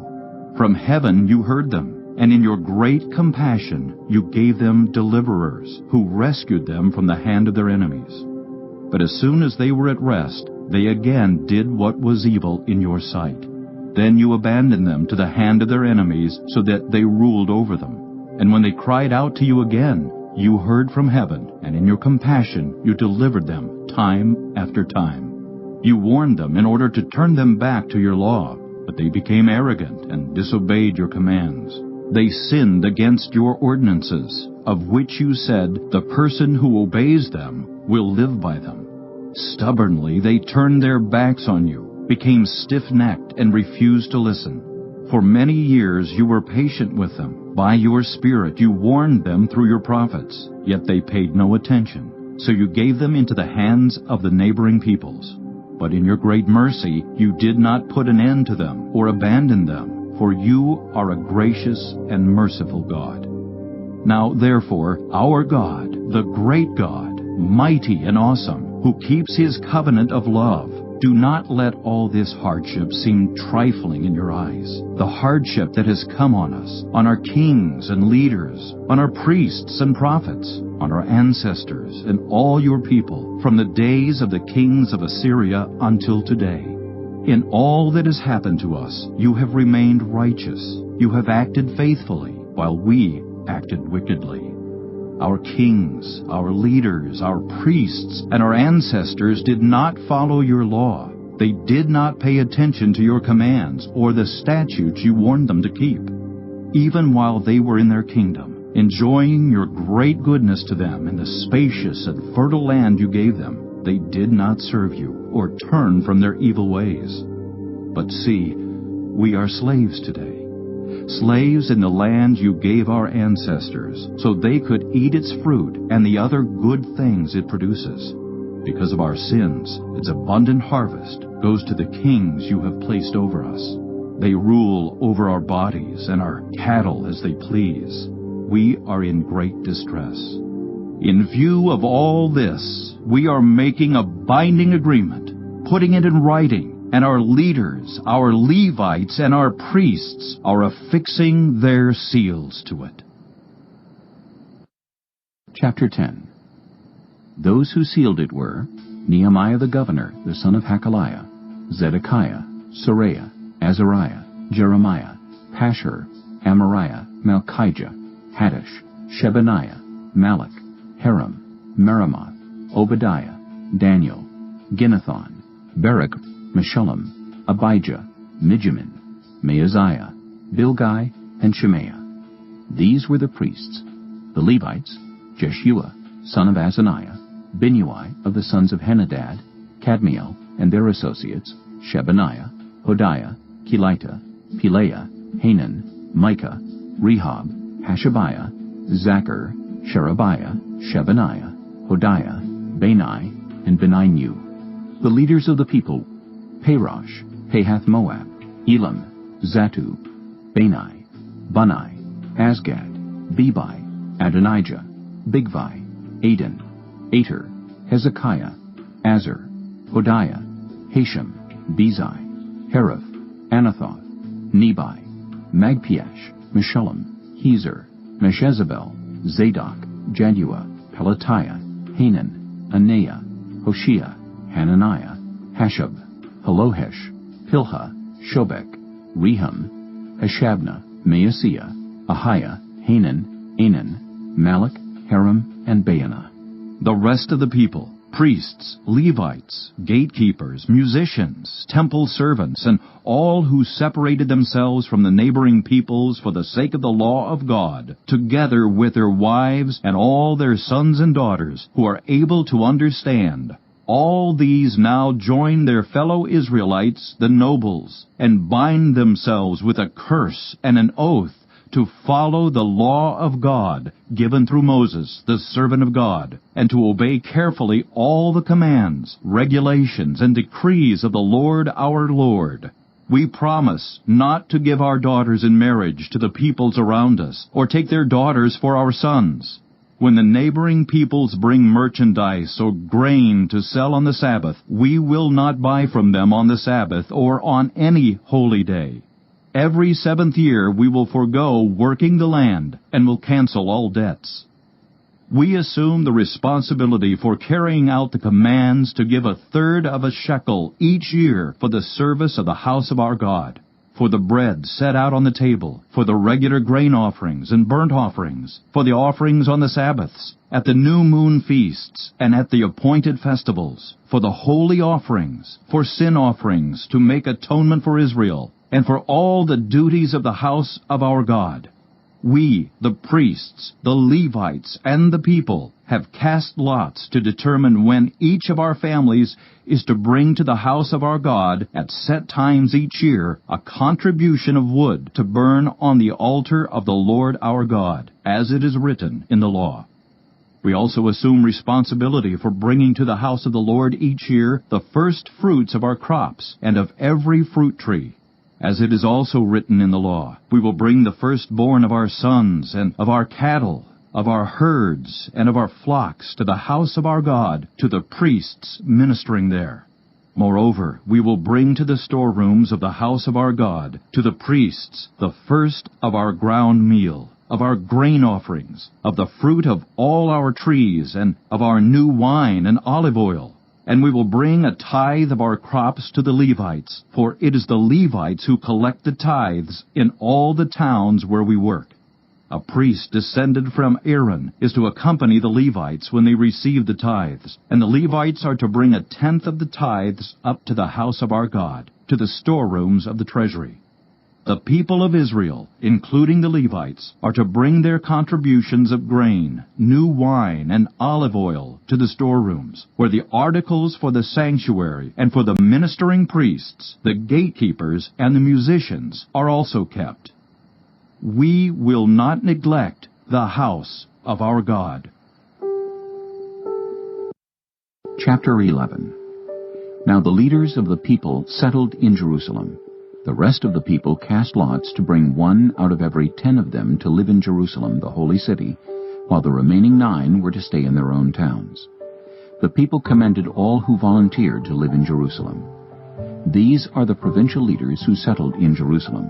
Now some Israelites, priests, Levites, temple servants, and descendants of Solomon's servants lived in the towns of Judah, each on their own property in the various towns, while other people from both Judah and Benjamin lived in Jerusalem. From the descendants of Judah, Athaiah, son of Uzziah, the son of Zechariah, the son of Amariah, the son of Shephatiah, the son of Mahalalel, a descendant of Perez, and Maaseiah, son of Barak, the son of Kolhozah, the son of Hazael, the son of Adaiah, the son of Joiarib, the son of Zechariah, a descendant of Shelah. The descendants of Perez who lived in Jerusalem totaled 468 men of standing. From the descendants of Benjamin, Salu, son of Meshullam, the son of Joed, the son of Pedaiah, the son of Kolaiah, the son of Maaseiah, the son of Ithiel, the son of Jeshiah, and his followers Gabai and Salai, 928 men. Joel, son of Zichri, was their chief officer, and Judah, son of Hasenuah, was over the new quarter of the city. From the priests, Jedaiah, the son of Joiarib, Jachin, Seraiah, son of Hilkiah, the son of Meshullam, the son of Zadok, the son of Meriath, the son of Ahitub, the official in charge of the house of God, and their associates, who carried on work for the temple, 822 men. Adaiah, son of Jeroham, the son of Pelaliah, the son of Amzai, the son of Zechariah, the son of Pashur, the son of Malchijah, and his associates, who were heads of families, 242 men. Amashsai, son of Azarel, the son of Azai, the son of Meshullemeth, the son of Immer, and his associates, who were men of standing, 128. Their chief officer was Zabdiel, son of Haggedolim. From the Levites, Shemaiah, son of Hashub, the son of Azrikam, the son of Hashabiah, the son of Bunai, Shabbathai and Jozabad, two of the heads of the Levites, who had charge of the outside work of the house of God, Mattaniah, son of Micah, the son of Zabdi, the son of Asaph, the director who led in thanksgiving and prayer, Bakbakiah, second among his associates, and Abda, son of Shemuah, the son of Galal, the son of Jeduthun. The Levites in the holy city totaled 284. The gatekeepers, Akub, Talmon, and their associates, who kept watch at the gates, 172 men. The rest of the Israelites, with the priests and Levites, were in all the towns of Judah, each on their ancestral property. The temple servants lived on the hill of Ophel, and Zihah and Gishpa were in charge of them. The chief officer of the Levites in Jerusalem was Uzzi, son of Bani, the son of Hashabiah, the son of Mattaniah, the son of Micah. Uzzi was one of Asaph's descendants, who were the musicians responsible for the service of the house of God. The musicians were under the king's orders, which regulated their daily activity. Pethahiah, son of Meshezabel, one of the descendants of Zerah, son of Judah, was the king's agent in all affairs relating to the people.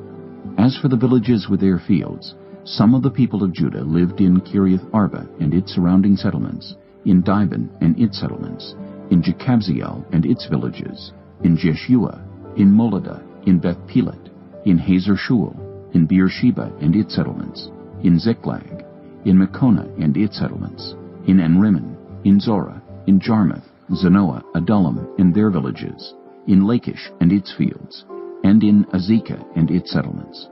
So they were living all the way from Beersheba to the valley of Hinnom. The descendants of the Benjamites from Geba lived in Michmash, Ijah, Bethel and its settlements, in Anathoth, Nob and Ananiah, in Hazer, Ramah and Gittayim, in Hadid, Zeboim and Neballat, in Lod and Ono, and in Ge Harashim. Some of the divisions of the Levites of Judah settled in Benjamin. Chapter 12. These were the priests and Levites who returned with Zerubbabel son of Shealtiel and with Joshua: Seraiah, Jeremiah, Ezra, Amariah, Malach, Hattush, Shechaniah, Rehum, Meremoth, Iddo, Ginnethon, Abijah, Mijamin, Moadiah, Bilgah, Shemaiah, Joiarib, Jedaiah, Salu, Amok, Hilkiah, and Jedaiah. These were the leaders of the priests and their associates in the days of Joshua. The Levites were Jeshua, Binnui, Kadmiel, Sherebiah, Judah, and also Mattaniah, who together with his associates was in charge of the songs of thanksgiving. Bakbakiah and Unai, their associates, stood opposite them in the services. Joshua was the father of Joachim, Joachim the father of Eliashib, Eliashib the father of Joiada, Joiada the father of Jonathan, and Jonathan the father of Jaddua.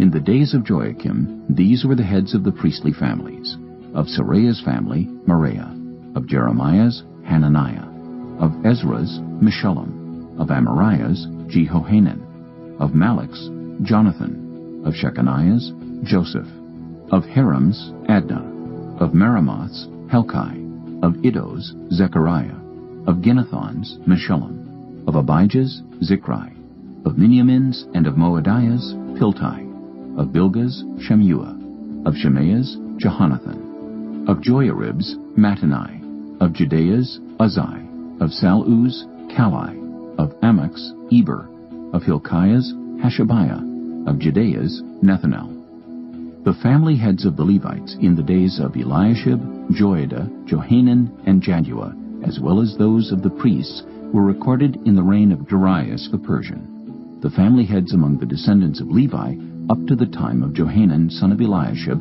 were recorded in the book of the Annals. And the leaders of the Levites were Hashabiah, Sherebiah, Jeshua son of Kadmiel, and their associates, who stood opposite them to give praise and thanksgiving, one section responding to the other, as prescribed by David the man of God. Mattaniah, Bakbukiah, Obadiah, Meshullam, Talmon, and Akub were gatekeepers who guarded the storerooms at the gates.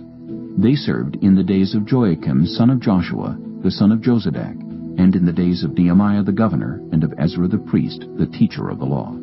At the dedication of the wall of Jerusalem, the Levites were sought out from where they lived, and were brought to Jerusalem to celebrate joyfully the dedication with songs of thanksgiving, and with the music of cymbals, harps, and lyres.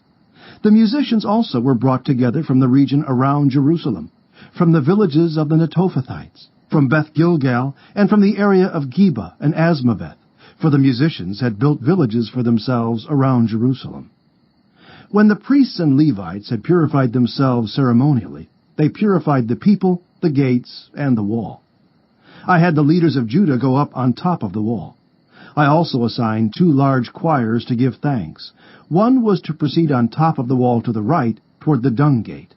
Hoshea and half the leaders of Judah followed them, along with Azariah, Ezra, Meshullam, Judah, Benjamin, Shemaiah, Jeremiah, as well as some priests with trumpets, and also Zechariah, son of Jonathan, the son of Shemaiah, the son of Mattaniah, the son of Micaiah, the son of Zachar, the son of Asaph, and his associates, Shemaiah, Azarel, Milalai, Gilalai, Maai, Nathanael, Judah, and Hanani, with musical instruments prescribed by David, the man of God. Ezra, the teacher of the law, led the procession.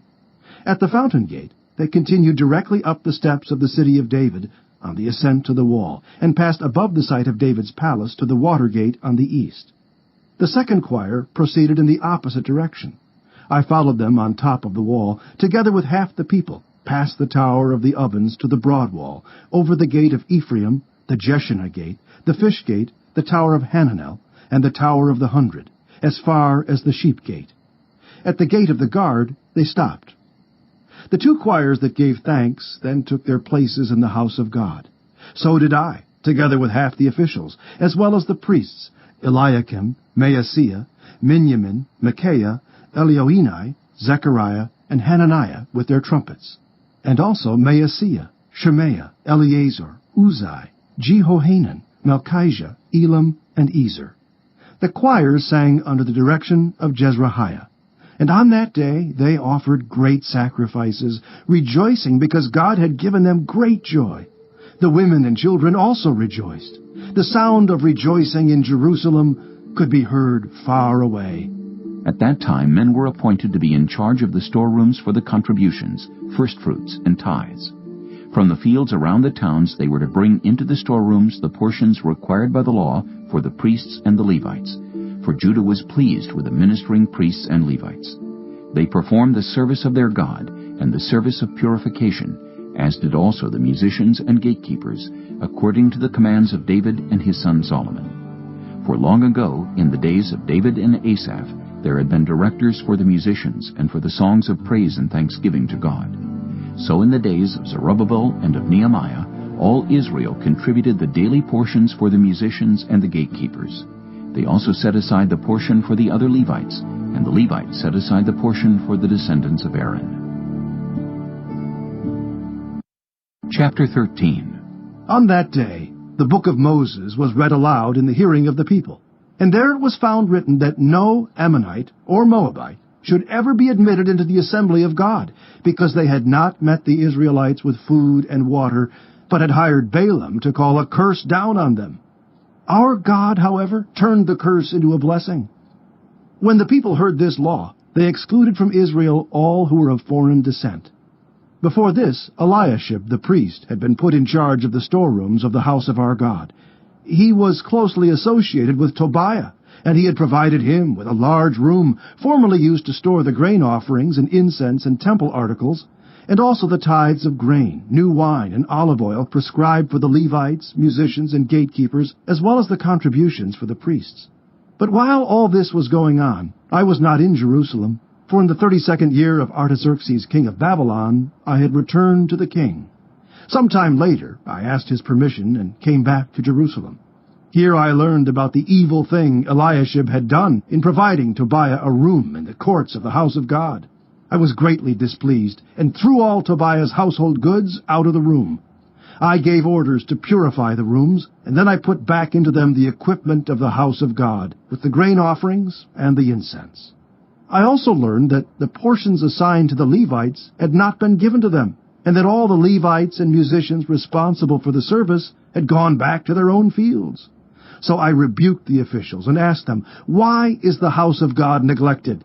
Then I called them together and stationed them at their posts. All Judah brought the tithes of grain, new wine, and olive oil into the storerooms. I put Shelemiah the priest, Zadok the scribe, and a Levite named Pedaiah in charge of the storerooms, and made Hanan, son of Zachar, the son of Mattaniah, their assistant, because they were considered trustworthy. They were made responsible for distributing the supplies to their fellow Levites. Remember me for this, my God, and do not blot out what I have so faithfully done for the house of my God and its services. In those days I saw people in Judah treading wine presses on the Sabbath, and bringing in grain and loading it on donkeys, together with wine, grapes, figs, and all other kinds of loads. And they were bringing all this into Jerusalem on the Sabbath. Therefore I warned them against selling food on that day. People from Tyre, who lived in Jerusalem, were bringing in fish and all kinds of merchandise, and selling them in Jerusalem on the Sabbath to the people of Judah.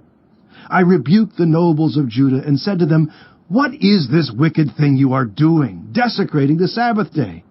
Didn't your ancestors do the same things, so that our God brought all this calamity on us and on this city? Now you are stirring up more wrath against Israel by desecrating the Sabbath."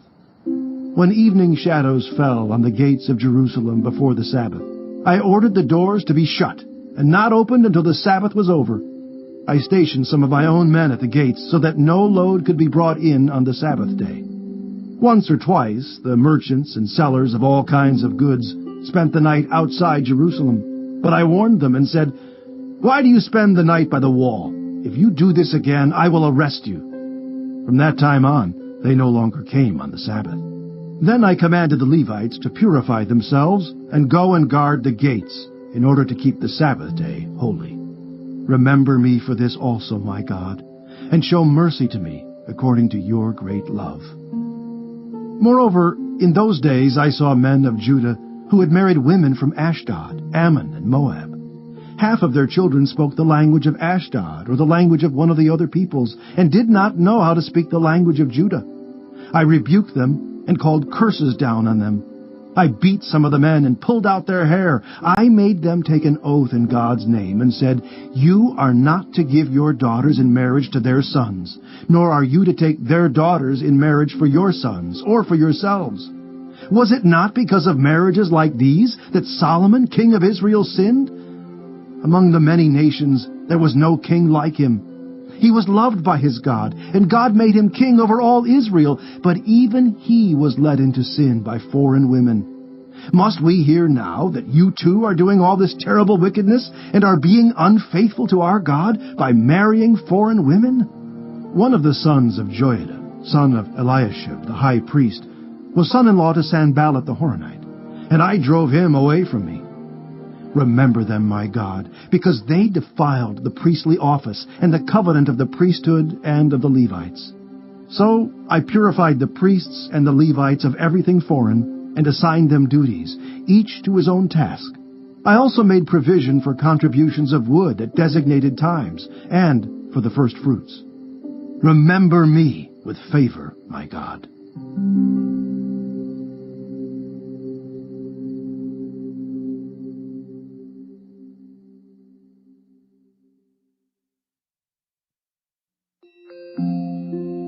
Esther, Chapter 1. This is what happened during the time of Xerxes. the Xerxes, who ruled over 127 provinces, stretching from India to Cush. At that time, King Xerxes reigned from his royal throne in the citadel of Susa, and in the 3rd year of his reign, he gave a banquet for all his nobles and officials.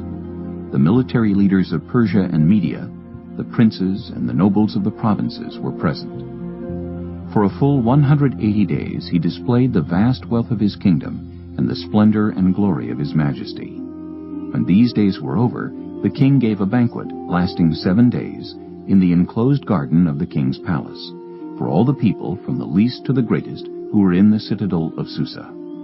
The garden had hangings of white and blue linen, fastened with cords of white linen and purple material to silver rings on marble pillars. There were couches of gold and silver on a mosaic pavement of porphyry, marble, mother of pearl, and other costly stones.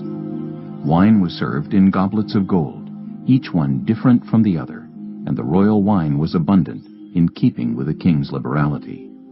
By the king's command, each guest was allowed to drink with no restrictions, for the king instructed all the wine stewards to serve each man what he wished. Queen Vashti also gave a banquet for the women in the royal palace of King Xerxes. On the 7th day, when King Xerxes was in high spirits from wine, he commanded the 7 eunuchs who served him, Mehuman, Biztha, Harbona, Bigtha, Abagtha, Zethar, and Carcass, to bring before him Queen Vashti, wearing her royal crown, in order to display her beauty to the people and nobles, for she was lovely to look at. But when the attendants delivered the king's command, Queen Vashti refused to come. Then the king became furious and burned with anger. Since it was customary for the king to consult experts in matters of law and justice, he spoke with the wise men who understood the times and were closest to the king: Karshina, Shethar, Admatha, Tarshish, Meres, Marsina, and Memucan, the 7 nobles of Persia and Media, who had special access to the king and were highest in the kingdom. According to law, what must be done to Queen Vashti? He asked. She has not obeyed the command of King Xerxes that the eunuchs have taken to her. Then Memucan replied in the presence of the king and the nobles. Queen Vashti has done wrong, not only against the king, but also against all the nobles and the peoples of all the provinces of King Xerxes. For the queen's conduct will become known to all the women, and so they will despise their husbands and say, King Xerxes commanded Queen Vashti to be brought before him, but she would not come. This very day the Persian and Median women of the nobility, who have heard about the queen's conduct, will respond to all the king's nobles in the same way. There will be no end of disrespect and discord. Therefore, if it pleases the king, let him issue a royal decree, and let it be written in the laws of Persia and Media, which cannot be repealed, that Vashti is never again to enter the presence of King Xerxes. Also, let the king give her royal position to someone else who is better than she. Then, when the king's edict is proclaimed throughout all his vast realm, all the women will respect their husbands, from the least to the greatest. The king and his nobles were pleased with this advice, so the king did as Memucan proposed. He sent dispatches to all parts of the kingdom, to each province in its own script, and to each people in their own language, proclaiming that every man should be ruler over his own household, using his native tongue. Chapter 2. Later, when King Xerxes' fury had subsided, he remembered Vashti and what she had done and what he had decreed about her. Then the king's personal attendants proposed, Let a search be made for beautiful young virgins for the king. Let the king appoint commissioners in every province of his realm to bring all these beautiful young women into the harem at the citadel of Susa. Let them be placed under the care of Haggai, the king's eunuch, who is in charge of the women, and let beauty treatments be given to them. Then let the young woman who pleases the king be queen instead of Vashti. This advice appealed to the king, and he followed it. Now there was in the citadel of Susa a Jew of the tribe of Benjamin named Mordecai, son of Jair, the son of Shimei, the son of Kish, who had been carried into exile from Jerusalem by Nebuchadnezzar, king of Babylon, among those taken captive with Jehoiakim, king of Judah. Mordecai had a cousin named Hadassah, whom he had brought up because she had neither father nor mother. This young woman, who was also known as Esther, had a lovely figure and was beautiful. Mordecai had taken her as his own daughter when her father and mother died. When the king's order and edict had been proclaimed, many young women were brought to the citadel of Susa and put under the care of Hegai. Esther also was taken to the king's palace and entrusted to Hegai, who had charge of the harem. She pleased him and won his favor. Immediately he provided her with her beauty treatments and special food. He assigned to her 7 female attendants selected from the king's palace, and moved her and her attendants into the best place in the harem. Esther had not revealed her nationality and family background, because Mordecai had forbidden her to do so. Every day he walked back and forth near the courtyard of the harem to find out how Esther was and what was happening to her. Before a young woman's turn came to go into King Xerxes, she had to complete 12 months of beauty treatments prescribed for the women, 6 months with oil of myrrh, and 6 with perfumes and cosmetics. And this is how she would go to the king. Anything she wanted was given her to take with her from the harem to the king's palace. In the evening she would go there, and in the morning return to another part of the harem to the care of Sheashgaz, the king's eunuch, who was in charge of the concubines. She would not return to the king unless he was pleased with her and summoned her by name. When the turn came for Esther, the young woman Mordecai had adopted, the daughter of his uncle Abihail, to go to the king, she asked for nothing other than what Hegai, the king's eunuch who was in charge of the harem, suggested. And Esther won the favor of everyone who saw her. She was taken to King Xerxes in the royal residence in the 10th month, the month of Tebeth, in the 7th year of his reign. Now the king was attracted to Esther more than to any of the other women, and she won his favor and approval more than any of the other virgins. So he set a royal crown on her head and made her queen instead of Vashti. And the king gave a great banquet, Esther's banquet, for all his nobles and officials. He proclaimed a holiday throughout the provinces and distributed gifts with royal liberality. When the virgins were assembled a second time, Mordecai was sitting at the king's gate.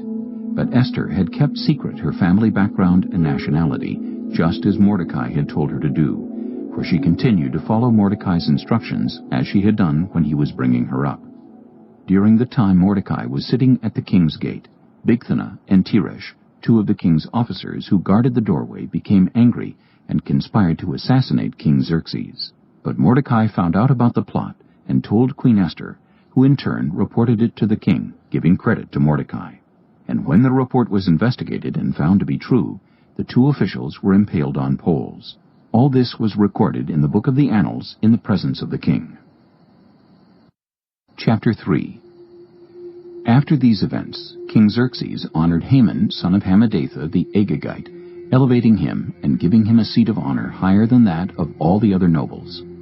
All the royal officials at the king's gate knelt down and paid honor to Haman, for the king had commanded this concerning him. But Mordecai would not kneel down or pay him honor. Then the royal officials at the king's gate asked Mordecai, "Why do you disobey the king's command?" Day after day they spoke to him, but he refused to comply. Therefore they told Haman about it, to see whether Mordecai's behavior would be tolerated, for he had told them he was a Jew. When Haman saw that Mordecai would not kneel down or pay him honor, he was enraged. Yet, having learned who Mordecai's people were, he scorned the idea of killing only Mordecai. Instead, Haman looked for a way to destroy all Mordecai's people, the Jews, throughout the whole kingdom of Xerxes. In the 12th year of King Xerxes, in the 1st month, the month of Nisan, the pure, that is, the lot, was cast in the presence of Haman to select a day and month. And the lot fell on the 12th month, the month of Adar. Then Haman said to King Xerxes, "There is a certain people dispersed among the peoples in all the provinces of your kingdom who keep themselves separate. Their customs are different from those of all other people, and they do not obey the king's laws. It is not in the king's best interest to tolerate them. If it pleases the king, let a decree be issued to destroy them, and I will give 10,000 talents of silver to the king's administrators for the royal treasury." So the king took his signet ring from his finger and gave it to Haman, son of Hammedatha, the Agagite, the enemy of the Jews. "Keep the money," the king said to Haman, "and do with the people as you please." Then, on the 13th day of the first month, the royal secretaries were summoned. They wrote out in the script of each province and in the language of each people all Haman's orders to the king's satraps, the governors of the various provinces, and the nobles of the various peoples. These were written in the name of King Xerxes himself, and sealed with his own ring. Dispatches were sent by couriers to all the king's provinces with the order to destroy, kill, and annihilate all the Jews, young and old, women and children, on a single day, the 13th day of the 12th month, the month of Adar, and to plunder their goods. A copy of the text of the edict was to be issued as law in every province, and made known to the people of every nationality, so they would be ready for that day. The couriers went out, spurred on by the king's command, and the edict was issued in the citadel of Susa. The king and Haman sat down to drink, but the city of Susa was bewildered. Chapter 4. When Mordecai learned of all that had been done, he tore his clothes, put on sackcloth and ashes, and went out into the city, wailing loudly and bitterly. But he went only as far as the king's gate, because no one clothed in sackcloth was allowed to enter it. In every province to which the edict and order of the king came, there was great mourning among the Jews, with fasting, weeping, and wailing. Many lay in sackcloth and ashes. When Esther's eunuchs and female attendants came and told her about Mordecai, she was in great distress. She sent clothes for him to put on instead of his sackcloth, but he would not accept them. Then Esther summoned Hathach, one of the king's eunuchs assigned to attend her, and ordered him to find out what was troubling Mordecai and why. So Hathach went out to Mordecai in the open square of the city in front of the king's gate. Mordecai told him everything that had happened to him, including the exact amount of money Haman had promised to pay into the royal treasury for the destruction of the Jews. He also gave him a copy of the text of the edict for their annihilation, which had been published in Susa, to show to Esther and explain it to her. And he told him to instruct her to go into the king's presence to beg for mercy and plead with him for her people. Hathach went back and reported to Esther what Mordecai had said. Then she instructed him to say to Mordecai, "All the king's officials and the people of the royal provinces know that for any man or woman who approaches the king in the inner court without being summoned, the king has but one law, that they be put to death, unless the king extends the gold scepter to them and spares their lives. But 30 days have passed since I was called to go to the king." When Esther's words were reported to Mordecai, he sent back this answer: "Do not think that because you are in the king's house, you alone of all the Jews will escape. For if you remain silent at this time, relief and deliverance for the Jews will arise from another place, but you and your father's family will perish. And who knows but that you have come to your royal position for such a time as this?" Then Esther sent this reply to Mordecai: "Go, gather together all the Jews who are in Susa, and fast for me.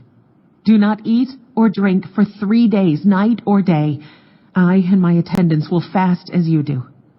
When this is done, I will go to the king, even though it is against the law.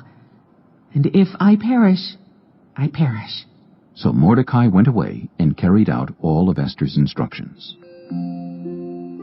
Chapter 5. On the 3rd day, Esther put on her royal robes and stood in the inner court of the palace, in front of the king's hall. The king was sitting on his royal throne in the hall, facing the entrance. When he saw Queen Esther standing in the court, he was pleased with her, and held out to her the gold scepter that was in his hand. So Esther approached and touched the tip of the scepter. Then the king asked, "What is it, Queen Esther? What is your request? Even up to half the kingdom, it will be given you." "If it pleases the king," replied Esther, "let the king, together with Haman, come today to a banquet I have prepared for him." "Bring Haman at once," the king said, "so that we may do what Esther asks." So the king and Haman went to the banquet Esther had prepared. As they were drinking wine, the king again asked Esther, "Now, what is your petition? It will be given you. And what is your request? Even up to half the kingdom, it will be granted." Esther replied, "My petition and my request is this. If the king regards me with favor, And if it pleases the king to grant my petition and fulfill my request, let the king and Haman come tomorrow to the banquet I will prepare for them. Then I will answer the king's question." Haman went out that day happy and in high spirits. But when he saw Mordecai at the king's gate, and observed that he neither rose nor showed fear in his presence, he was filled with rage against Mordecai. Nevertheless, Haman restrained himself and went home. Calling together his friends and Zeresh his wife, Haman boasted to them about his vast wealth, his many sons, in all the ways the king had honored him, and how he had elevated him above the other nobles and officials. "And that's not all," Haman added. "I am the only person Queen Esther invited to accompany the king to the banquet she gave. And she has invited me along with the king tomorrow. But all this gives me no satisfaction as long as I see that Jew Mordecai sitting at the king's gate." His wife Zeresh and all his friends said to him, "Have a pole set up, reaching to a height of 50 cubits, and ask the king in the morning to have Mordecai impaled on it. Then go with the king to the banquet and enjoy yourself." This suggestion delighted Haman, and he had the pole set up. Chapter 6. That night the king could not sleep, so he ordered the book of the Chronicles, the record of his reign, to be brought in and read to him. It was found recorded there that Mordecai had exposed Bigthana and Teresh, two of the king's officers who guarded the doorway, who had conspired to assassinate King Xerxes. "What honor and recognition has Mordecai received for this?" the king asked. "Nothing has been done for him," his attendants answered. The king said, "Who is in the court?" Now Haman had just entered the outer court of the palace to speak to the king about impaling Mordecai on the pole he had set up for him. His attendants answered, "Haman is standing in the court." "Bring him in," the king ordered. When Haman entered, the king asked him, "What should be done for the man the king delights to honor?" Now Haman thought to himself, "Who is there that the king would rather honor than me?" So he answered the king, "For the man the king delights to honor, have them bring a royal robe the king has worn, and a horse the king has ridden, one with a royal crest placed on its head. Then let the robe and horse be entrusted to one of the king's most noble princes. Let them robe the man the king delights to honor, and lead him on the horse through the city streets, proclaiming before him, 'This is what is done for the man the king delights to honor.'" "Go at once," the king commanded Haman. "Get the robe and the horse, and do just as you have suggested. For Mordecai the Jew, who sits at the king's gate, do not neglect anything you have recommended." So Haman got the robe and the horse. He robed Mordecai and led him on horseback through the city streets, proclaiming before him, "This is what is done for the man the king delights to honor." Afterward, Mordecai returned to the king's gate, but Haman rushed home, with his head covered in grief, and told Zeresh his wife and all his friends everything that had happened to him. His advisers and his wife Zeresh said to him, "Since Mordecai, before whom your downfall has started, is of Jewish origin, you cannot stand against him. You will surely come to ruin." While they were still talking with him, the king's eunuchs arrived and hurried Haman away to the banquet Esther had prepared. Chapter 7. So the king and Haman went to Queen Esther's banquet, and as they were drinking wine on the second day, the king again asked, "Queen Esther, what is your petition? It will be given you. What is your request? Even up to half the kingdom, it will be granted." Then Queen Esther answered, "If I have found favor with you, your majesty, and if it pleases you, grant me my life. This is my petition. And spare my people. This is my request. For I and my people have been sold to be destroyed, killed, and annihilated. If we had merely been sold as male and female slaves, I would have kept quiet, because no such distress would justify disturbing the king." King Xerxes asked Queen Esther, "Who is he? Where is he, the man who has dared to do such a thing?" Esther said, "An adversary and enemy, this vile Haman." Then Haman was terrified before the king and queen. The king got up in a rage, left his wine, and went out into the palace garden. But Haman, realizing that the king had already decided his fate, stayed behind to beg Queen Esther for his life. Just as the king returned from the palace garden to the banquet hall, Haman was falling on the couch where Esther was reclining. The king exclaimed, "Will he even molest the queen while she is with me in the house?" As soon as the word left the king's mouth, they covered Haman's face. Then Harbona, one of the eunuchs attending the king, said, "A pole, reaching to a height of 50 cubits, stands by Haman's house. He had it set up for Mordecai, who spoke up to help the king." The king said, "Impale him on it." So they impaled Haman on the pole he had set up for Mordecai. Then the king's fury subsided. Chapter 8. That same day, King Xerxes gave Queen Esther the estate of Haman, the enemy of the Jews. And Mordecai came into the presence of the king, for Esther had told how he was related to her. The king took off his signet ring, which he had reclaimed from Haman, and presented it to Mordecai, and Esther appointed him over Haman's estate. Esther again pleaded with the king, falling at his feet and weeping. She begged him to put an end to the evil plan of Haman the Agagite, which he had devised against the Jews. Then the king extended the gold scepter to Esther, and she arose and stood before him. "If it pleases the king," she said, "and if he regards me with favor, and thinks it the right thing to do, and if he is pleased with me, let an order be written overruling the dispatches that Haman, son of Hammedatha, the Agagite, devised and wrote to destroy the Jews in all the king's provinces. For how can I bear to see disaster fall on my people? How can I bear to see the destruction of my family?" King Xerxes replied to Queen Esther and to Mordecai the Jew, "Because Haman attacked the Jews, I have given his estate to Esther, and they have impaled him on the pole he set up. Now, write another decree in the king's name in behalf of the Jews as seems best to you, and seal it with the king's signet ring. For no document written in the king's name and sealed with his ring can be revoked." At once the royal secretaries were summoned, on the 23rd day of the 3rd month, the month of Sivan. They wrote out all Mordecai's orders to the Jews, and to the satraps, governors, and nobles of the 127 provinces stretching from India to Cush. These orders were written in the script of each province and the language of each people, and also to the Jews in their own script and language.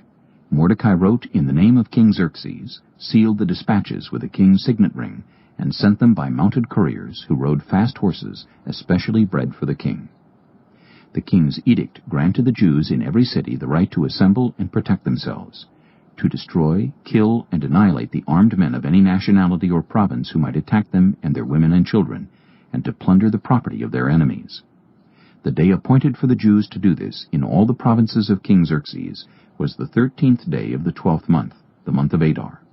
A copy of the text of the edict was to be issued as law in every province and made known to the people of every nationality, so that the Jews would be ready on that day to avenge themselves on their enemies. The couriers, riding the royal horses, went out, spurred on by the king's command, and the edict was issued in the citadel of Susa. When Mordecai left the king's presence, he was wearing royal garments of blue and white, a large crown of gold, and a purple robe of fine linen. And the city of Susa held a joyous celebration. For the Jews it was a time of happiness and joy, gladness and honor. In every province and in every city to which the edict of the king came, there was joy and gladness among the Jews, with feasting and celebrating. And many people of other nationalities became Jews because fear of the Jews had seized them. Chapter 9. On the 13th day of the 12th month, the month of Adar, the edict commanded by the king was to be carried out. On this day the enemies of the Jews had hoped to overpower them, but now the tables were turned, and the Jews got the upper hand over those who hated them. The Jews assembled in their cities in all the provinces of King Xerxes to attack those determined to destroy them. No one could stand against them, because the people of all the other nationalities were afraid of them, and all the nobles of the provinces, the satraps, the governors, and the king's administrators helped the Jews, because fear of Mordecai had seized them. Mordecai was prominent in the palace. His reputation spread throughout the provinces, and he became more and more powerful. The Jews struck down all their enemies with the sword, killing and destroying them, and they did what they pleased to those who hated them. In the citadel of Susa, the Jews killed and destroyed 500 men. They also killed Harshandatha, Dalphon, Aspatha, Poratha, Adalia, Aridatha, Parmashta, Erisai, Eridai, and Vizatha, the 10 sons of Haman, son of Hammedatha, the enemy of the Jews. But they did not lay their hands on the plunder. The number of those killed in the citadel of Susa was reported to the king that same day. The king said to Queen Esther, "The Jews have killed and destroyed 500 men, and the 10 sons of Haman in the citadel of Susa. What have they done in the rest of the king's provinces? Now, what is your petition? It will be given you. What is your request? It will also be granted." If it pleases the king, Esther answered, give the Jews in Susa permission to carry out this day's edict tomorrow also. And let Haman's 10 sons be impaled on poles. So the king commanded that this be done. An edict was issued in Susa, and they impaled the 10 sons of Haman. The Jews in Susa came together on the 14th day of the month of Adar, and they put to death in Susa 300 men, but they did not lay their hands on the plunder. Meanwhile, the remainder of the Jews who were in the king's provinces also assembled to protect themselves and get relief from their enemies. They killed 75,000 of them, but did not lay their hands on the plunder. This happened on the 13th day of the month of Adar, and on the 14th they rested, and made it a day of feasting and joy. The Jews in Susa, however, had assembled on the 13th and 14th, and then on the 15th they rested, and made it a day of feasting and joy. That is why rural Jews, those living in villages, observe the 14th of the month of Adar as a day of joy and feasting, a day for giving presents to each other. Mordecai recorded these events, and he sent letters to all the Jews throughout the provinces of King Xerxes, near and far, to have them celebrate annually the 14th and 15th days of the month of Adar, as the time when the Jews got relief from their enemies, and as the month when their sorrow was turned into joy and their mourning into a day of celebration. He wrote them to observe the days as days of feasting and joy, and giving presents of food to one another, and gifts to the poor.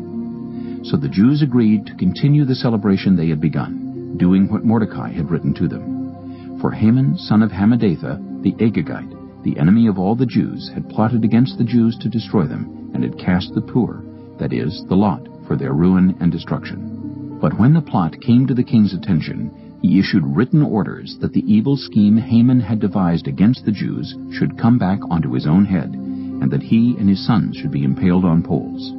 Therefore these days were called Purim, from the word pure. Because of everything written in this letter, and because of what they had seen and what had happened to them, the Jews took it on themselves to establish the custom that they and their descendants and all who join them should without fail observe these 2 days every year, in the way prescribed and at the time appointed. These days should be remembered and observed in every generation by every family, and in every province and in every city. And these days of Purim should never fail to be celebrated by the Jews, nor should the memory of these days die out among their descendants. So Queen Esther, daughter of Abihail, along with Mordecai the Jew, wrote with full authority to confirm this second letter concerning Purim. And Mordecai sent letters to all the Jews in the 127 provinces of Xerxes' kingdom, words of goodwill and assurance, to establish these days of Purim at their designated times, as Mordecai the Jew and Queen Esther had decreed for them, and as they had established for themselves and their descendants in regard to their times of fasting and lamentation. Esther's decree confirmed these regulations about Purim, and it was written down in the records. Chapter 10. King Xerxes imposed tribute throughout the empire to its distant shores, and all his acts of power and might, together with a full account of the greatness of Mordecai, whom the king had promoted, are they not written in the book of the annals of the kings of Media and Persia? Mordecai the Jew was second in rank to King Xerxes, preeminent among the Jews, and held in high esteem by his many fellow Jews, because he worked for the good of his people and spoke up for the welfare of all the Jews.